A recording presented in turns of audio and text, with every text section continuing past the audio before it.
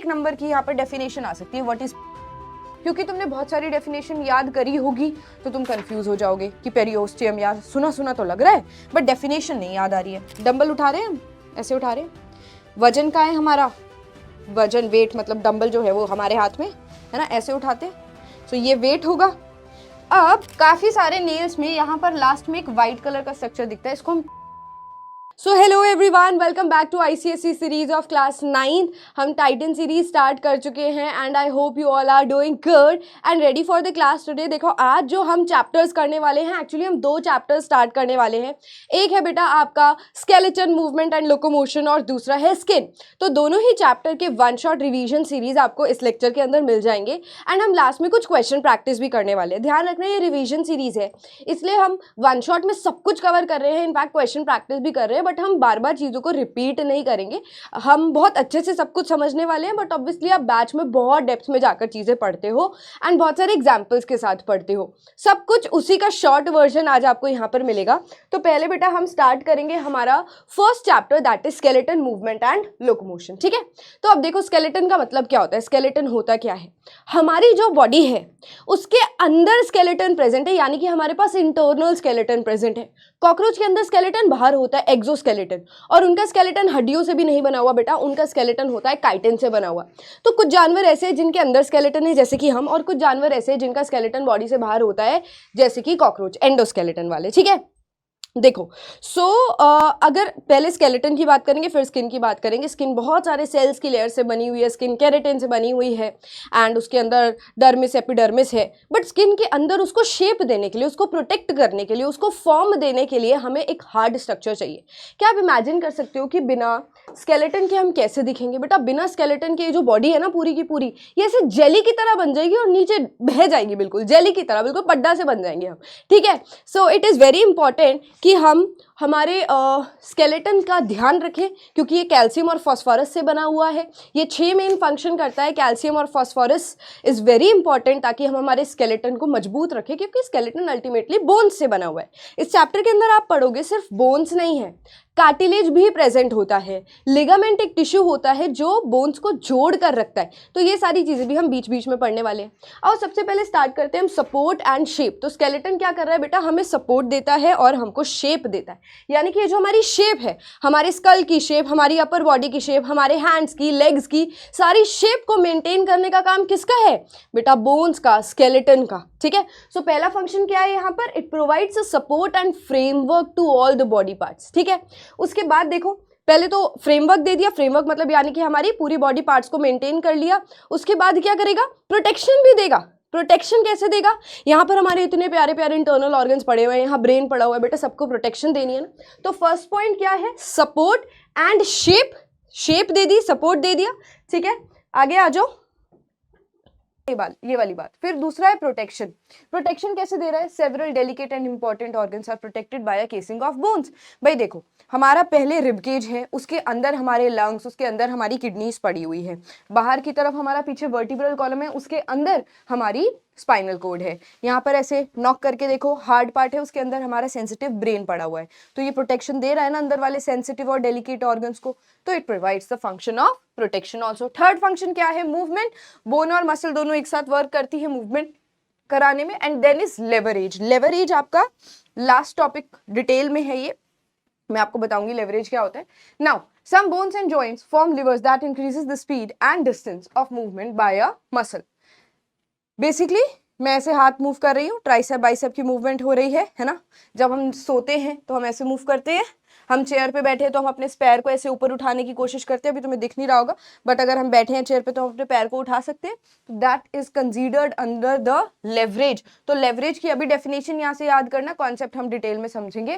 Then है formation of blood sales. Bone के अंदर बोन मैरो, बोन मैरो के अंदर हमारे रेड ब्लड सेल्स बनते हैं, रेड बोन मैरो के अंदर हमारे प्लेटलेट्स बनते हैं, है ना। So the formation of blood sales is taking place inside the bone only. Got it? Specially हमारे अंदर, अब हम बड़े हो चुके हैं, मतलब मैं अपनी बात करूँ तो एडल्ट्स के अंदर तो जो लॉन्ग बोन्स है ना, उनके अंदर ही सेल्स बनते हैं, ब्लड सेल्स बनते हैं। तुम्हारे अंदर भी लॉन्ग बोन्स के अंदर, जैसे हमारी फीबर बोन हो गई, रिब्स की बोन हो गई, स्टर्नम हो गई, उनके बोन मैरो के अंदर ब्लड सेल्स की फॉर्मेशन हो रही है। जो छोटे बच्चे होते हैं जिनका भी मतलब अभी अभी जन्म हुआ ही नहीं है, मम्मी के अंदर है बेसिकली, ठीक है, उनके अंदर बोन फॉर्मेशन अभी स्टार्ट नहीं हुआ, पहले ऑर्गन्स बन गए। लिवर बन गया होगा, liver helps in the formation of blood cells. Spleen बन गया होगा, that helps in the formation of blood cells. Now bones are store house of calcium and phosphorus for the rest of the body. Calcium and phosphorus से हमारी bone बनी हुई है। याद है जब हमने कंपोजिशन ऑफ बोन पढ़ा था? नहीं याद है तो कोई बात नहीं, अभी बता दूंगी। तो बोन के अंदर कैल्शियम और फॉस्फोरस होता है। मम्मी बोलती है दूध पी लो, हड्डियां मजबूत होंगी, क्योंकि मिल्क के अंदर क्या है? कैल्शियम और फॉस्फोरस है। अभी हमारी बोन्स को स्ट्रांग बनाते हैं। बेसिकली हमारे बॉडी के अंदर जितनी भी केमिकल रिएक्शंस होती है, बहुत सारी केमिकल रिएक्शंस होती है, उसमें कैल्शियम की जरूरत पड़ती है। तो ब्लड वो कैल्शियम हमारी बोन से उधार ले लेता है, तभी हमारे बोन के अंदर देखो, अगर हम कैल्शियम इनफ नहीं लेंगे तो हमारे ब्लड के अंदर कैल्शियम की कमी हो गई। ब्लड ने फिर कैल्शियम बोन से लेना शुरू कर दिया, बोन के अंदर कैल्शियम अब कम हो गया एंड हमारी बोन वीक हो जाती है। ठीक है, now next constituents of skeleton, very very important. यहाँ से 2 नंबर का क्वेश्चन भी बन सकता है, डिटेल्ड क्वेश्चन भी बन सकता है, एमसीक्यू और ट्रू फॉल्स भी बन सकता है। सबसे पहले देखो कि हमारे स्केलेटन के अंदर कितने पार्ट्स है। 3 पार्ट है। बोन तो याद रहेगा तुम्हें। 2 चीजें जो तुम भूल सकते हो वो है कार्टिलेज और लिगामेंट। कार्टिलेज एक तरीके की बोन की ही बहन है, बट थोड़ी सी सॉफ्ट होती है। जैसे हमारा पूरा ये ईयर है, ये पूरा ऐसे मुड़ सकता है ना, फ्लेक्सिबल होता है। इसका स्ट्रक्चर तो है फिक्स, बट ये थोड़ा सॉफ्ट स्ट्रक्चर है। क्या है यहाँ पर? कार्टिलेज। नाक आसानी से टूट जाती है ना मुक्का खाने के बाद, कार्टिलेज से बनी हुई है। तो ये नाम अब तुम नहीं भूलोगे, बोन और कार्टिलेज। लिगामेंट, लिगामेंट क्या है? बल्ब याद है? बल्ब की गलत स्पेलिंग याद है, BLB। बोन और बोन को जोड़ने वाला जो कनेक्टिव टिश्यू है वो लिगामेंट है ना बच्चों। तो कैसे भूल सकते हो तुम लिगामेंट को? 3 चीजें याद हो गई। लिगामेंट बोन को जोड़ने के लिए भी तो पड़ा हुआ है। तो बोन, कार्टिलेज, लिगामेंट, इन 3 चीजों से हमारा स्केलेटन बना हुआ है। बोन हार्ड होती है, कार्टिलेज कनेक्टिंग स्ट्रक्चर्स में प्रेजेंट है, ठीक है, एक्सटर्नल ईयर्स और नोज की टिप में। Ligaments bind the bones together, वही बात है जो मैंने बताई है ना।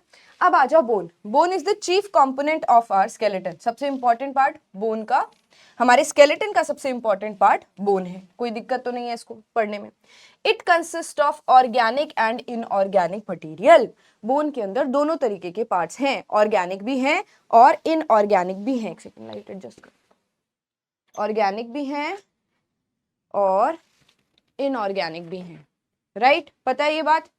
ऑर्गेनिक भी हैं और इनऑर्गेनिक भी हैं, ठीक है।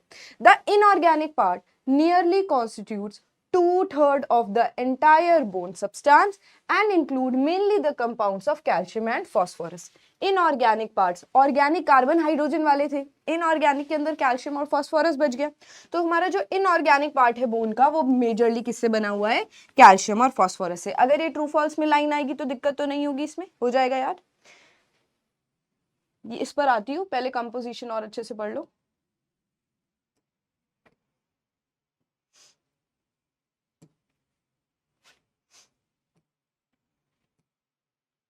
अच्छा यहीं पे है ना, यहाँ पर आ जाओ। अब देखो बेटा, कंपोजिशन में हमने इनऑर्गेनिक चीजें तो पढ़ ली। ऑर्गेनिक चीजें कौन कौन सी है बेटा? 20 से 40% ऑर्गेनिक मैट्रिक्स पड़ा हुआ है, जिसके अंदर कोलेजन होता है, बोन का प्रोटीन होता है, और भी बोन के अंदर बहुत सारे प्रोटीन्स होंगे। हमें ऐसा लगता है बोन बहुत हार्ड होती है तो उसमें पानी की गुंजाइश ही नहीं है, बट बेटा बोन के सेल्स के अंदर 5-10% वाटर भी होता है और फैट्स भी स्टोर होते हैं। बोन के अंदर एडिपोज टिश्यू भी प्रेजेंट होता है और वो फैट स्टोर करता है। याद करो, मैंने तुम्हें मेन लेक्चर में बताया था कि हमारा बोन जितना बाहर से हार्ड दिखता है ना, अंदर से उतना ही नरम होता है, उतना ही सॉफ्ट होता है। अंदर से बोन काफी ज्यादा स्पंजी होती है, ठीक है। एंड बोन के अंदर खाली जगह है सेंटर में। आई विल टेल यू, अभी स्ट्रक्चर पे आते हैं। ये याद हुआ, बोन के अंदर 50 से 70% मिनरल प्रेजेंट है। कौन से मिनरल है? कैल्शियम और फॉस्फोरस से बने हुए मिनरल्स हैं। उसके बाद 20 to 40% ऑर्गेनिक सामान है। ऑर्गेनिक सामान के अंदर, बोन के अंदर बहुत सारे प्रोटीन्स और लिपिड्स हैं, ठीक है, प्रोटीन्स और लिपिड्स हैं। इतनी बात मुझे लगता है तुम्हें याद हो गई होगी। अब आ जाओ नेक्स्ट। 2 बातें करी हुई है। बोन के साथ एक्सपेरिमेंट करने का मन कर गया हमारा। क्या एक्सपेरिमेंट करा हमने ना बोन को बहुत जल्दी हीट करा। अगर हम बहुत ज्यादा हीट करेंगे बोन को, एक कलर ले लूं सुंदर सा कोई और।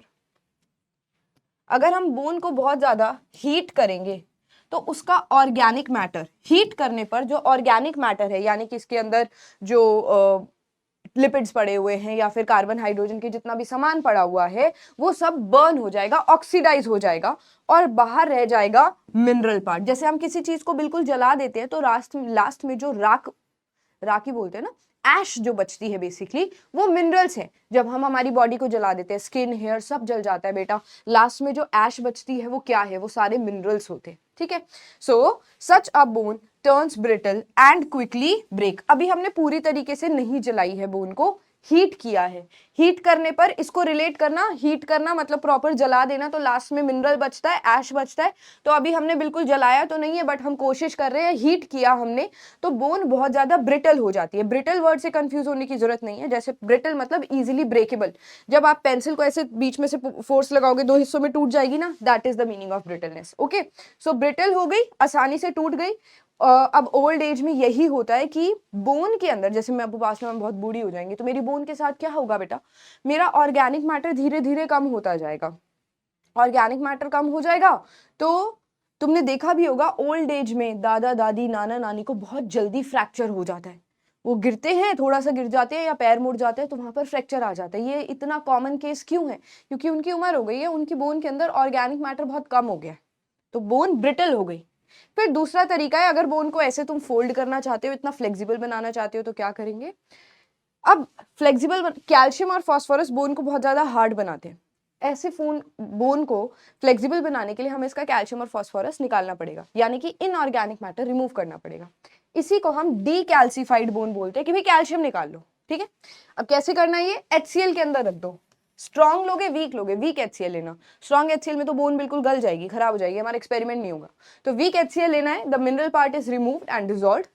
ठीक है, इसमें उल्टा हो रहा है, यहाँ पर मिनरल पार्ट बच गया था जब हीट कर रहे थे, HCl में डालने के बाद मिनरल पार्ट हमारा रिमूव हो गया, डिसॉल्व हो गया HCl के अंदर, बाकी बचा ऑर्गेनिक पार्ट। ऐसी बोन को डीकैल्सिफाइड बोन बोलते हैं। ठीक है, next, classification of bone on the basis of the shape. Bone तो बहुत सारी है, कितनी है अपनी अंदर बोन? 206। बच्चों के अंदर ज्यादा होती हैं, जैसे जैसे बड़े हो जाते हैं तो बोन फ्यूज हो जाती है। ठीक है, अब देखो classification on bone of bone on the basis of shape, तो लॉन्ग भी है, शॉर्ट भी है, फ्लैट भी है, इरेगुलर भी है। याद आ रहा है कुछ कैसी कैसी बोन्स पढ़ी थी हमने? ये लॉन्ग बोन्स के एग्जाम्पल है, फीमर, टिबिया, है ना, देन ह्यूमरस, रेडियस अल्ना, ये सारी लॉन्ग बोन्स है। स्टर्नम बीच में चाकू जैसी, डैगर जैसी, स्टर्नम, रिब्स, ये सारी लॉन्ग बोन्स के एग्जाम्पल है। शॉर्ट बोन्स आती है ऐसे हमारे हाथों के अंदर, फेलेंजेस, है ना, carpals, metacarpals, all these are the examples of short bones. Then comes the flat bone. Flat bone का एग्जाम्पल स्टर्नम भी है, बिल्कुल ऐसे चपटी हुई बोन है बेसिकली ये। ठीक है, और कौन सी है हमारी फ्लैट बोन? ये देखो लॉन्ग बोन है। फ्लैट बोन के और एग्जाम्पल बेटा, फ्लैट बोन हमारे यहाँ पीछे पीछे गर्डल होता है ना, ये भी एक तरीके से फ्लैट बोन होती है, बट इसके और भी हमने फैंसी नाम रखे क्योंकि इसके अंदर से बहुत सारी और शार्प शार्प बोन्स निकल रहे हैं जिसको हम प्रोसेसेस बोलते हैं। नहीं समझ आई ये बात तो अभी आगे समझ आ जाएगी, चिंता मत करना। नाउ इरेगुलर बोन यार, जो बहुत ही हमें डिफिकल्ट लगती है, ये वर्टिब्रा वाली बोन याद है, हमें बहुत टाइम लग गया था, मेरे को बहुत टाइम लग गया था तुम्हें समझाने में, अलग से मैंने इसका लेक्चर प्रिपेयर किया था। ये जो हमारी वर्टिब्रा है ना पीछे, यहाँ पर वर्टिब्रा जा रही है, हमने उसमें भी देखा था 3D डायग्राम में। ठीक है, तो हमारे यहाँ पे पीछे जो वर्टिब्रा है ये थोड़ी सी कोई फिक्स शेप नहीं है, बड़ी इरेगुलर सी होती है, तो इरेगुलर बोन हो गई। चलो डिटेल में पढ़ते हैं, फ्लो चार्ट बनाते हैं इसका। 3 नंबर का क्वेश्चन आ गया, क्लासिफाई करो टाइप्स ऑफ बोन्स। तो कैसे करोगे? सबसे पहले आओगे लॉन्ग बोन्स के पास। अब इसके अंदर क्या है, एक बोन का नॉर्मल स्ट्रक्चर बना दे हम, लंबी है, ठीक है, लॉन्ग बोन है। It consist of a shaft with a knob at each end, मतलब ऐसे बाहर की तरफ बल्जिंग है ना, ऐसा लग रहा है कि नोब लाइक स्ट्रक्चर है। शाफ्ट जो है काफी थिक है, ट्यूबुलर है, और इसके सेंटर में येलो कलर का लिक्विड भरा हुआ है। अगर तुम्हें थोड़ा सा भी याद हो तो मैंने बताया था बोन अंदर से खाली होती है। ठीक है, यहाँ सेंटर में कैविटी बनी हुई है जिसको हम क्या बोलते हैं, मेड्यूलरी कैविटी। ठीक है, मेड्यूलरी कैविटी का नाम बुक में नहीं दिया हुआ, बट हो सकता है किसी और बुक में हो, है ना, इसको हम मेड्यूलरी कैविटी बोलते हैं। अब इस कैविटी के अंदर भरा हुआ है एक तो येलो बोन मैरो, BM लिख दो बोन मैरो को, ठीक है, और इसके अंदर बहुत सारी ब्लड वेसल्स का आना जाना है। और यहाँ साइड में इस तरफ यहाँ क्या पड़ा हुआ है, red bone marrow, red bone marrow, इस तरीके से स्पंजी रेड बोन मैरो। यही रेड बोन मैरो के अंदर क्या बनते हैं, ब्लड सेल्स बनते हैं। ठीक है, अब उसके बाद ये जो एरिया रह गया कैविटी के बाहर वाला एरिया रह गया बेटा। यहाँ जहाँ मैंने व्हाइट कलर किया है, यहाँ कैल्शियम और फॉस्फोरस यानी कि इनऑर्गेनिक मटेरियल सेव्ड है, ठीक है। उसके बाद कार्टिलेज, हाइलिन कार्टिलेज दिया हुआ है लेबलिंग के अंदर।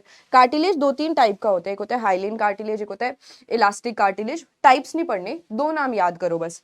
हाइलिन कार्टिलेज सॉफ्ट कार्टिलेज है ना, यहाँ पर प्रेजेंट होगा, जहां पर बोन को जॉइंट बनाना है, दूसरी जगह से जुड़नी है, तो जब बोन एंड हो रही होती है वहां पर कौन सा कार्टिलेज होता है, हाइलिन कार्टिलेज, ठीक है। एक जगह तुम्हें आर्टिकुलेट कार्टिलेज भी मिलेगा, आर्टिकुलेट कार्टिलेज, उसका मतलब क्या है, आर्टिकुलेट टर्म का मतलब है जहां पर जॉइनिंग होनी हो, ठीक है। तो आर्टिकुलेट कार्टिलेज इज नथिंग, मतलब यहाँ पे एक दूसरी बोन को जुड़ना है, इसलिए उस कार्टिलेज को आर्टिकुलेट कार्टिलेज भी बोल सकते हैं।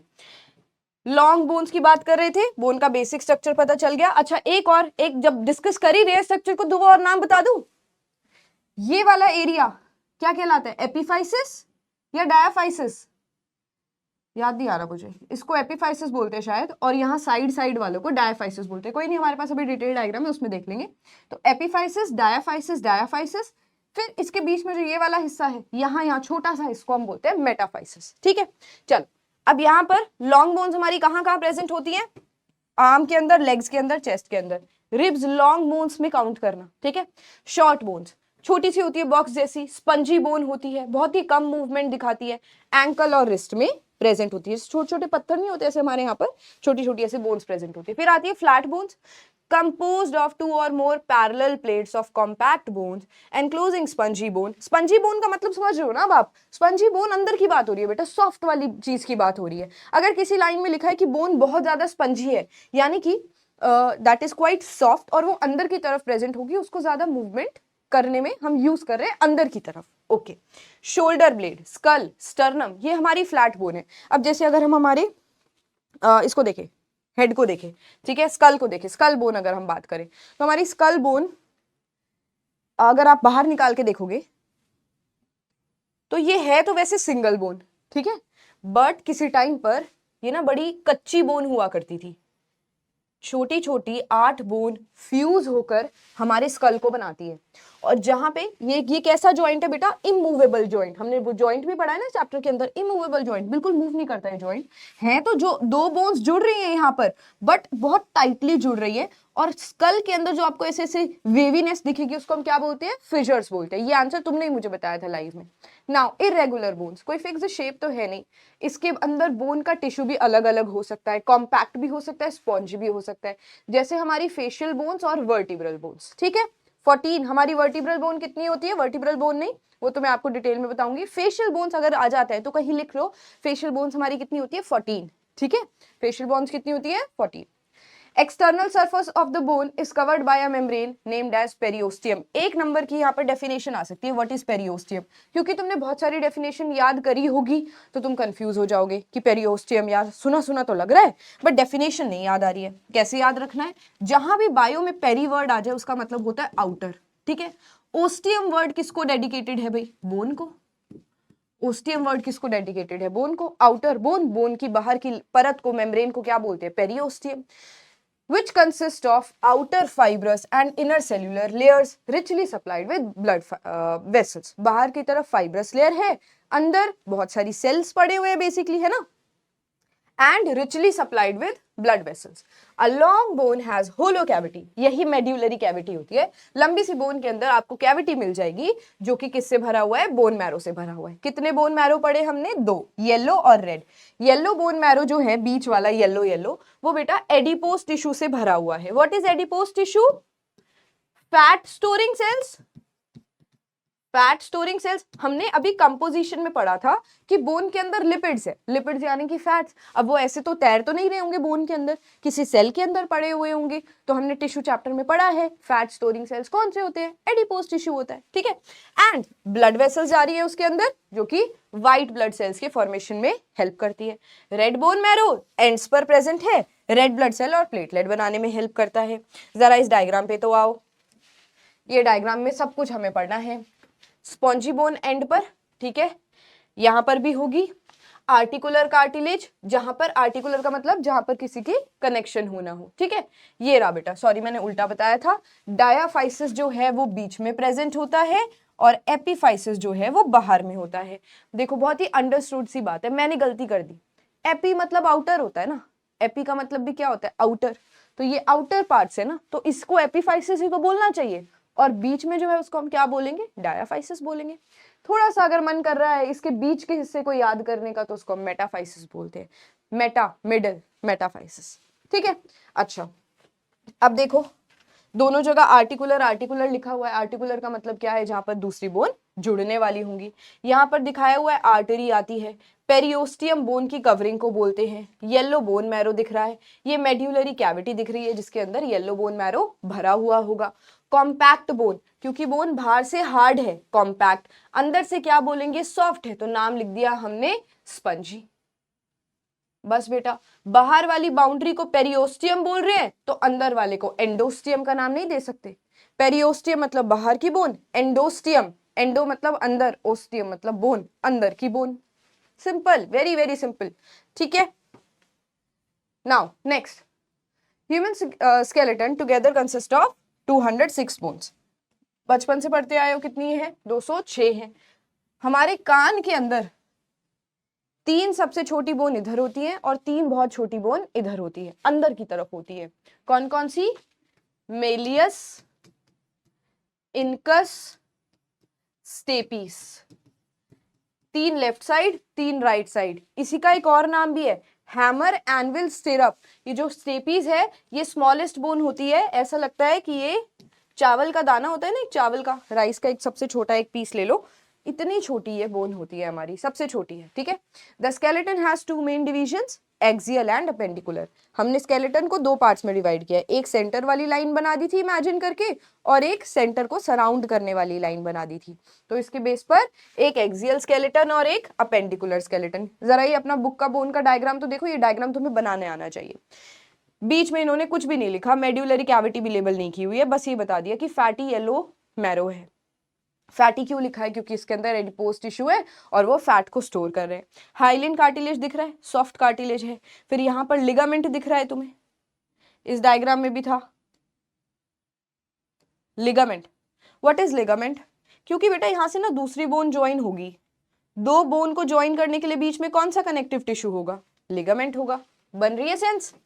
अब उसके बाद देखो, spongy bone with red bone marrow, यहाँ पर बाहर की तरफ कॉम्पैक्ट बोन है, यहाँ कैल्शियम फास्फोरस भरा हुआ है, और यहाँ पे है spongy bone with red bone marrow. कुछ भी नहीं है, मतलब इससे 10 गुना ज्यादा लेबलिंग तो तुमने कर लिया, तो तुम वो जो डायग्राम बनाकर आ जाओगे तुम्हारी मैम खुश, बहुत खुश की बच्चे ने क्या पेपर करा है। Now let us talk about axial skeleton. ये जो आपको सेंटर में रेड कलर का दिख रहा है पॉप होता हुआ, दिस इज एक्सियल स्केलेटन। इसके अंदर क्या आ रहा है, देखो स्कल आ रहा है, सेंटर वाली स्टर्नम आ रही है, रिब्स आ रही है, ठीक है। Skull, vertebral column, ribs, sternum, यही होना चाहिए।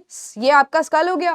फिर हमारी यहाँ बीच में कौन सी होती है, स्टर्नम, स्टर्नम से जुड़ी हुई कौन सी है, रिब्स है, और फिर वर्टिब्रल कॉलम हो गया पीछे वाला वर्टिब्रल कॉलम ले लेंगे। ये 4 चीजें आपकी एक्सियल स्केलेटन के अंदर है। फिर चलो पहले एक्सियल स्केलेटन को डिटेल में पढ़ते हैं। स्कल की बात करी थी हमने, ये रही हमारी खोपड़ी, खोपड़ी है ना, खोपड़ी बोलते हो ना। नाउ इसमें मैंने बताया था तुम्हें 8 बोन होती हैं, याद करना है, चलो कर लेते हैं जल्दी से, क्योंकि मैं एक बार बता चुकी हूँ तो मैं फिर से बता देती हूँ, तुम्हें याद हो जाएगा, है ना। ये हमारी कौन सी है, फ्रंटल बोन, सबसे आगे वाली, ठीक है। फिर यहाँ पर पेरेंट्स आशीर्वाद देते हैं, दीज 2 आर पेराइटल बोन। कान के ऊपर ऐसा लग रहा है हमारा मंदिर है, यहाँ पर टेम्पोरल बोन। कितनी हो गई, 1 2 3 4 5। पीछे की तरफ ऑक्सीपिटल बोन 6 हो गई, 2 रह गई। अब ये तो तुम्हें बाहर से दिख रही थी 6 की 6, जो 2 बोन रह गई हैं उसके लिए आपको ये अपना जो बोन का हिस्सा है ये ऐसे ब्रेक करना पड़ेगा, खोलना पड़ेगा। उसके बाद आपको 2 बोन दिखेंगी हमारे ब्रेन के बेस पर, उसको हम बोलते हैं इथमोइड बोन और स्फीनोइड बोन, ठीक है, इथमोइड एंड स्फीनोइड। तो टोटल कितनी हो गई हमारी, 8 बोन हो गई। ये डायग्राम में दिख रही है, नहीं दिख रही है तो मैं दिखा देती हूँ। फ्रंटल बोन आगे वाली, पेराइटल बोन ऊपर, एक इस तरफ होगी एक दूसरी तरफ होगी, कान के ऊपर टेम्पोरल बोन, ऑसिपिटल बोन पीछे, यहाँ पर तुम्हारे दोस्त तुम्हें बहुत जोर से मारते होंगे। उसके बाद आंखों से, क्योंकि ये स्फीनोइड और इथमोइड बोन हमें इसको काटना पड़ेगा तब जाकर अंदर से दिखेगी, तो ये रही अपनी स्फीनोइड बोन, और आंखें अगर निकाल दे तो उसके बाद हमें छोटी सी इथमोइड बोन भी दिख सकती है। भगवान ने हमारी फेशियल बोन्स ज्यादा बनाई हैं, कितनी बनाई है, 14 बोन्स। ठीक है, हमारी फेशियल बोन्स कितनी है बेटा? 14 बोन्स है, नाम याद नहीं करने हैं, इसके नाम याद नहीं करने हैं। चलो आगे बढ़ते हैं, let's come to the next part, skull. Okay, एक चीज वेरी वेरी इंपॉर्टेंट टर्म, ये जो हमारी पीछे ऑक्सीपिटल बोन है ना, अब ये जो पूरा हमारा क्रेनियम है, इसको ब्रेन को प्रोटेक्ट करना था। अब ब्रेन से नीचे काफी सारी नर्व जा रही होती है, एक पूंछ जा रही होती है पीछे ब्रेन की, मेडुला ऑब्लांगेटा से होती हुई नीचे की तरफ पूंछ जा रही होती है, जिसको यहाँ नीचे क्या बनाना है? Spinal cord.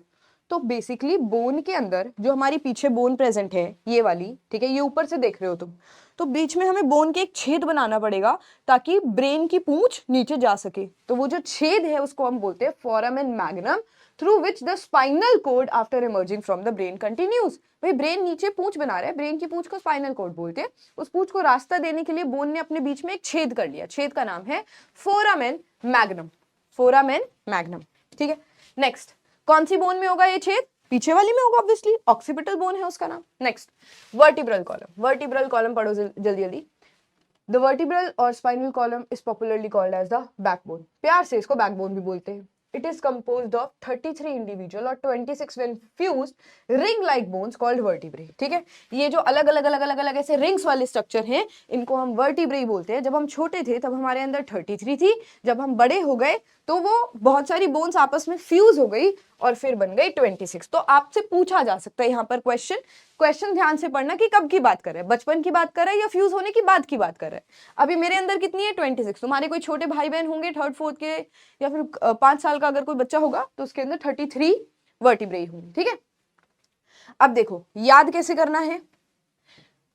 स्कल से जुड़ा हुआ सर्विकल, स, ठीक है, सर्विकल वर्टिब्रे, फिर थोरैसिक वर्टिब्रे, फिर लूम्बर वर्टिब्रे, CTL, फिर है सेक्रल वर्टिब्रे और लास्ट में आती है कॉक्सिक्स। ठीक है, देखो इसको, सर्विकल वर्टिब्रे कितनी होती है? ये 7। सर्विकल वर्टिब्रे कितनी होती है? 7।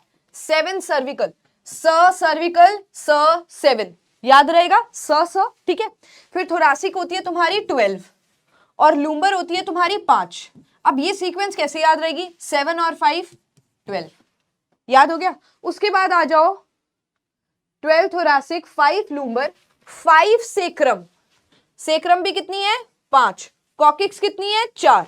बट ये नंबर याद करने की ज्यादा दिक्कत आएगी नहीं, क्योंकि सेक्रम फ्यूज होकर एक बोन बना लेती है और कॉक्सिक्स भी फ्यूज होकर एक बोन बना लेती है। अब जरा काउंट करो, ये 12 12 12 24, 24 और 5 29, 29 और 4 33 बच्चों के अंदर। ठीक है, फिर इसको करो ऊपर 24 25 26, क्योंकि ये फ्यूज हो गई, ये बनी 26। ये किसके अंदर? बड़ों के अंदर।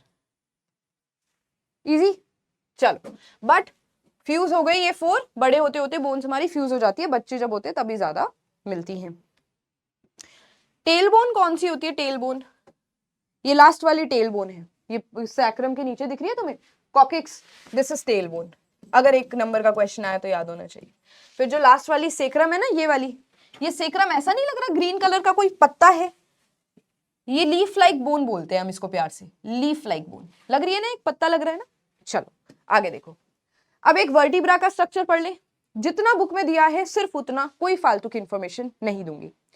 अब ये जो आपको हमारी बोन दिख रही है, ये एक वर्टिब्रा है, ऐसे जोड़ जोड़कर एक वर्टिब्रा, दूसरी वर्टिब्रा, तीसरी वर्टिब्रा, ऐसे जोड़ जोड़कर 26 वर्टिब्रे थी। ठीक है, सबसे ऊपर वाली वर्टिब्रे का क्या नाम है? सबसे ऊपर वाली वर्टिब्रे का क्या नाम है भाई? एटलस, कहां गई एटलस, और उसके नीचे वाली वर्टिब्रे का क्या नाम है? एक्सिस। सबसे ऊपर वाली का एटलस और उसके नीचे एक्सिस। एटलस वो बुक आती है ना, मैप्स की पढ़ते थे हम बचपन में, कभी याद नहीं होती थी जो, और उसके नीचे वाली होती है एक्सिस। अब आ जाओ वर्टिब्रे का एक बेसिक डायग्राम, ये वाला पोस्टीरियर हिस्सा है, ये वाला एंटीरियर हिस्सा है, यानी कि ये जो इसके 3 त्रिशूल निकल रहे हैं, ये पीछे की तरफ निकल रहे हैं और आगे की तरफ हमारी बोन। बेसिकली पहले तो इसको अलाइन करो, इसको उठाकर अपने अंदर रखो, पीछे की तरफ रखोगे। अब पीछे की तरफ भी तो इसको देखना है ना भाई, ये वाला पीछे की तरफ है या ये वाला पीछे की तरफ है। बेटा जो सॉफ्ट पार्ट है ना, वो हमने अपनी बॉडी के अंदर रखा हुआ है, और ये जो 3 पार्टिकल्स नहीं, जो 3 आपको शार्प बोन दिख रही है निकलती हुई, वो पीछे की तरफ निकल रही है। ठीक है, तो इट इज लाइक दिस, पीछे की तरफ निकल रही है हमारी शार्प, ठीक है। ओके, इतना समझ आया। अब सारी वर्टिब्रे के बीच में एक छेद होता है, सारी वर्टिब्रे के बीच में एक छेद होता है। अब ये छेद तुम खुद सोचो, ये एक छेद बना दूं यहां पर, इसको गायब कर दूं, छेद है बीच में, इसको हम बोलते हैं न्यूरल कैनाल। क्या बोलते हैं इसको? Neural canal. यहां नहीं लिखा हुआ बट कोई बात नहीं, न्यूरल कैनाल, ठीक है। बेसिकली ये जो छेद है ये हमें स्पाइनल, यहाँ से स्पाइनल कॉर्ड निकली थी, फोरामेन मैग्नम से होती हुई निकली थी, फिर उसको नीचे जाना है ना, पूरी स्पाइनल कॉर्ड को ऐसे घुसना है ना एक कवरिंग के अंदर, तो वो जो कवरिंग है बेसिकली वो ये बोन प्रोवाइड करती है। यहाँ बीच में क्या है बेसिकली, सारी की सारी स्पाइनल कॉर्ड की नर्व्स जा रही हैं, ठीक है। तो न्यूरल कैनाल इसको बोलते हैं।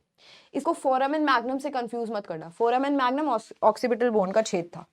नाउ प्रोसेस वर्ड का मतलब समझो। सबसे पहले तो कोई भी बोन जो ऐसे है, फ्लैट है, उसके ऊपर अगर कोई शार्प बोन ऐसे निकल रही हो परपेंडिकुलर, ये एक बोन थी, इसके ऊपर दूसरी बोन ऐसे परपेंडिकुलर आके निकल गई, तो अब पेन का नाम क्या होगा, इस बोन का नाम क्या होगा? प्रोसेस, ठीक है। इतनी बात समझ आई? अब देखो और एक और चीज, इसी बोन से यहां पर तुम्हें नहीं लगता ऐसे रिब्स जुड़ेंगी, रिब्स जुड़ेंगी इससे आकर, है ना, पूरा ऐसे कनेक्शन होगा ना, यहाँ पे नीचे एक और ऐसे बोन पड़ी होगी वर्टिब्रा, फिर उससे रिब्स जुड़ रही होंगी। तो क्योंकि रिब्स को यहाँ पर जुड़ने की जगह चाहिए, जुड़ने की जगह चाहिए, जो जुड़ने वाली जगह होती है उसको हम बोलते हैं फेसेट। मैंने तुम्हें याद भी कराया था, फेसेट का मतलब है कटोरी जैसा स्ट्रक्चर, कि भाई दूसरी बोन को ना यहाँ पर आने की जगह मिल जाए जुड़ने के लिए। तो फेसेट क्या होता है? बोन के अंदर एक डिप्रेशन होता है जहां पर आकर दूसरी बोन जुड़ जाएगी। इतनी बात क्लियर हो गई? Now let's read it. Each vertebrae is ring like structure. इसका जो लोअर पार्ट होता है, actually front position in the human body, is form of a solid cylinder of a bone called as centrum or the body of the vertebrae. ये जो area है ना, ये जो हमारा स्मूथ एरिया है, इसको हम बोलते हैं बॉडी ऑफ वर्टिब्रे। ये कहाँ होगा? अंदर की तरफ होगा, ठीक है। अब देखो ये बॉडी हो गई, अब इसके ऊपर दो प्रोसेसेस निकले हुए हैं। ये प्रोसेस एक्स जैसा स्ट्रक्चर बनाते हैं। सुनो, मैंने कैसे बताया था तुम्हें लास्ट क्लास में, मेरा फेस क्या है अभी? वर्टिब्रा है, ठीक है। यहाँ पर एक छेद है which is this canal, neural canal. अब यहाँ पर दो एक्स जैसे स्ट्रक्चर पड़े हुए हैं, दो एक्स जैसे स्ट्रक्चर पड़े हुए हैं, क्योंकि ये बोन फ्लैट है, यहाँ से दो एक्स जैसे स्ट्रक्चर पड़े हुए हैं। इन एक्स जैसे स्ट्रक्चर को क्या बोलेंगे? ट्रांसवर्स प्रोसेस, क्योंकि साइड में निकल रहे हैं। प्रोसेस का मतलब क्या था? एक बोन के ऊपर ऐसी बोन जुड़ी हुई है, क्योंकि ये साइड में निकल रहे हैं, इसको ट्रांसवर्स प्रोसेस बोल सकती हूँ। तो ये क्या लिखा है? Transverse process. ये भी क्या होगा? ट्रांसवर्स प्रोसेस होगा, ठीक है। उसके बाद ये ट्रांसवर्स प्रोसेस जो है हर जगह से इतने शार्प नहीं होते, इनका जो नीचे वाला हिस्सा है वो कटोरी बना लेता है, जिसको हम फेसेट बोलते हैं। तो ये ट्रांसवर्स प्रोसेस हो गई, और इसका जो नीचे वाला हिस्सा है वहां पर कटोरियां पड़ी हुई हैं, जिसको हम बोलते हैं facet. Facet of superior articular process. Okay, facet क्या है? कटोरी लाइक स्ट्रक्चर है जहां पर आकर बाकी बोन्स जुड़ेंगी। वर्टिब्रे के साथ कौन सी बोन जुड़ेगी? रिब केज की बोन्स जुड़ेंगी, है ना, रिब्स जुड़ेंगी बेसिकली। और इसमें एक और चीज याद करनी है बस, ये मैंने एक्स बनाया था, ठीक है, एक्स के साथ साथ एक्स तो यही है, एक और शार्प बोन ना ऐसे जुड़ी है, बिल्कुल सामने ऐसे, बिल्कुल ऐसे सामने ऐसे सर पे, इसको हम बोलते हैं स्पाइनस प्रोसेस। ये 90 डिग्री पे है, क्या बोलेंगे इसको? Spinous process. अपने बुक वाले डायग्राम पे आओ, छेद दिख रहा है, ठीक है, न्यूरल स्पाइन दिख रहा है। What is neural spine? इसी स्पाइनस प्रोसेस को बोलते हैं, स्पाइनस प्रोसेस को ही न्यूरल स्पाइन बोलते हैं। जो मैंने अभी सर पे अपने ऐसे लगा दिया था, दिस इज न्यूरल स्पाइन, ठीक है। ये नीचे क्या है? सारा बेस, सेंट्रम, बॉडी, ठीक है। उसके बाद यहाँ इन्होंने अच्छे से नहीं दिखाया हुआ बेटा, यहाँ पर फेसेट पड़ा हुआ है, फेसेट। ये ट्रांसवर्स प्रोसेस दिख रहे हैं, एक्स लाइक स्ट्रक्चर, और यहाँ पर ऐसे अंदर की तरफ तुम्हें बोन घुसी हुई दिखेगी, जिसको हम बोलते हैं फेसेट, ठीक है। ये ना सबसे पहले वाली वर्टिब्रा है, सबसे पहले वाली वर्टिब्रा है, जिसका नाम है एटलस। नेक और cervical vertebrae, the first cervical, ये हो गया, ये कर लिया हमने। आगे बढ़े, थोरैसिक वर्टिब्रे के अंदर लॉन्ग न्यूरल स्पाइन्स होते हैं, मतलब हम आ गए अब थोरैसिक वाले के पास। जो थोरैसिक वर्टिब्रे है उसके जो न्यूरल स्पाइन है ना वो काफी लंबे होते हैं बेसिकली। कितनी थी थोरैसिक हमारी वर्टिब्रे? 12। उसके सारे के सारे न्यूरल स्पाइन काफी लंबे होते हैं, पीछे की तरफ निकल रहे होंगे, और उनके जो ट्रांसवर्स प्रोसेसेस हैं उनके ऊपर एक फेसेट है, यानी कि कटोरी है, for articulation with the tubercle of the rib. देखो इस लाइन को बहुत आसान है, तुम टर्म से कंफ्यूज मत होना। फेसेट मतलब कटोरी, आर्टिकुलेशन मतलब कहीं पर कोई चीज जुड़ रही है ना, दैट वाज आर्टिकुलेशन। थोरैसिक वर्टिब्रेई जो हमारे 12 थे, इन सब में वो कह रहे हैं यार इनका ना न्यूरल स्पाइन काफी शार्प है, बाहर की तरफ ये न्यूरल स्पाइन निकला हुआ है। ऐसी कितनी होंगी? 12 होंगी। अब इनके ट्रांसवर्स प्रोसेसेस में यहां साइड में फेसेट भी लगा होगा, ट्रांसवर्स प्रोसेसेस निकल रहे हैं, एक्स लाइक स्ट्रक्चर, उनके एक्स लाइक स्ट्रक्चर में नीचे कटोरियां लगी हुई हैं, फेसेट लगा हुआ है, ठीक है। यहां पर आकर हमारी रिब्स जुड़ रही हैं, बेसिकली पीछे की तरफ की बात हो रही है ना, यहां पर क्या जुड़ रही है? हमारी रिब्स जुड़ रही है। अब जो पीछे की तरफ रिब को जुड़ना है बेटा, उसके ऐसे दो मुंह निकल रहे होते हैं जहां पर आकर वो जुड़ेगी। इन्हीं दो मुंह को हम क्या बोलते हैं? ट्यूबरकल। इन्हीं दो मुंह को हम क्या बोलते हैं? Tubercle, tubercle of rib. अब फिर से लाइन पढ़ो। इनकी लॉन्ग न्यूरल स्पाइन मैंने बनाई, थोरैसिक वर्टिब्रेई थी, 12 थी, पीछे की तरफ थोरैसिक वर्टिब्रेई की स्पाइन निकल रही होती है, ठीक है। इनके ऊपर जो ट्रांसवर्स प्रोसेसेस हैं, जो transverse process x like structure है, उनके पास कटोरियां पड़ी हुई हैं, उनके पास कटोरियां पड़ी हुई हैं। कटोरियां इसलिए हैं ताकि जो रिब्स के ट्यूबरकल हैं वो इस पर आकर आर्टिकुलेट कर सके, ज्वाइन कर सके। Lumbar vertebrae have well developed neural spine and transverse processes which serve for the attachment of powerful back muscles. Lumbar vertebrae कहाँ किस चीज की अटैचमेंट के लिए हेल्प करेगा? पावरफुल बैक मसल्स के अटैचमेंट में हेल्प करेगा। सेक्रम बड़ी सी बोन होती है क्योंकि ये 5 बोन के फ्यूजन के बाद बनी है। इससे किसका आर्टिकुलेशन होना है? हिप बोन्स का ऑन आइदर साइड। इससे किसका आर्टिकुलेशन होना है? हिप बोन्स का ऑन आइदर साइड।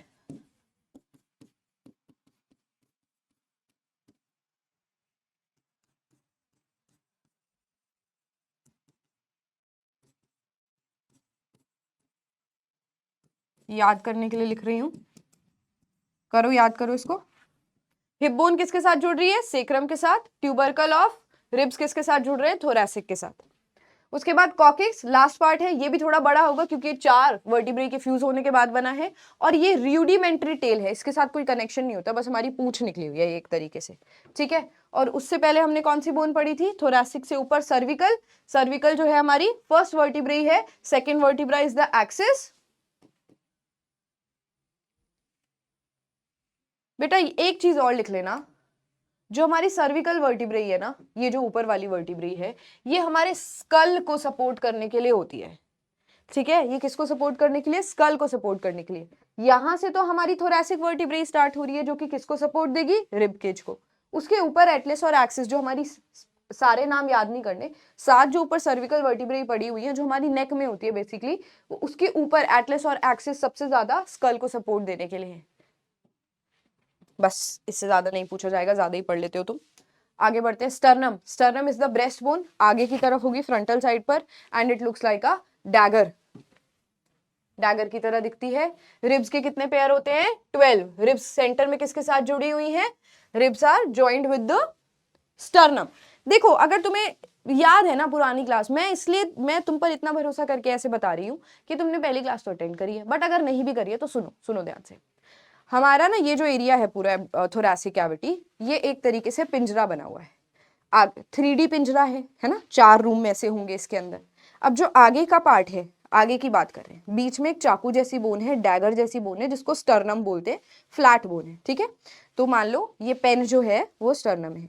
अब जो मेरी फिंगर्स हैं ये रिब्स हैं, ठीक है, ये स्टर्नम। अब जो रिब्स हैं ये पीछे तक जा रही हैं स्टर्नम से जुड़ के, पीछे की तरफ ये थंब से क्या जुड़ा हुआ होगा? वर्टिब्रेई होगी। कितनी वर्टिब्रेई होंगी? 26 वर्टिब्रेई होंगी। तो पीछे वर्टिब्रेई है और आगे हमारी स्टर्नम है। रिब्स हमारी लेटरल साइड्स पर प्रेजेंट है।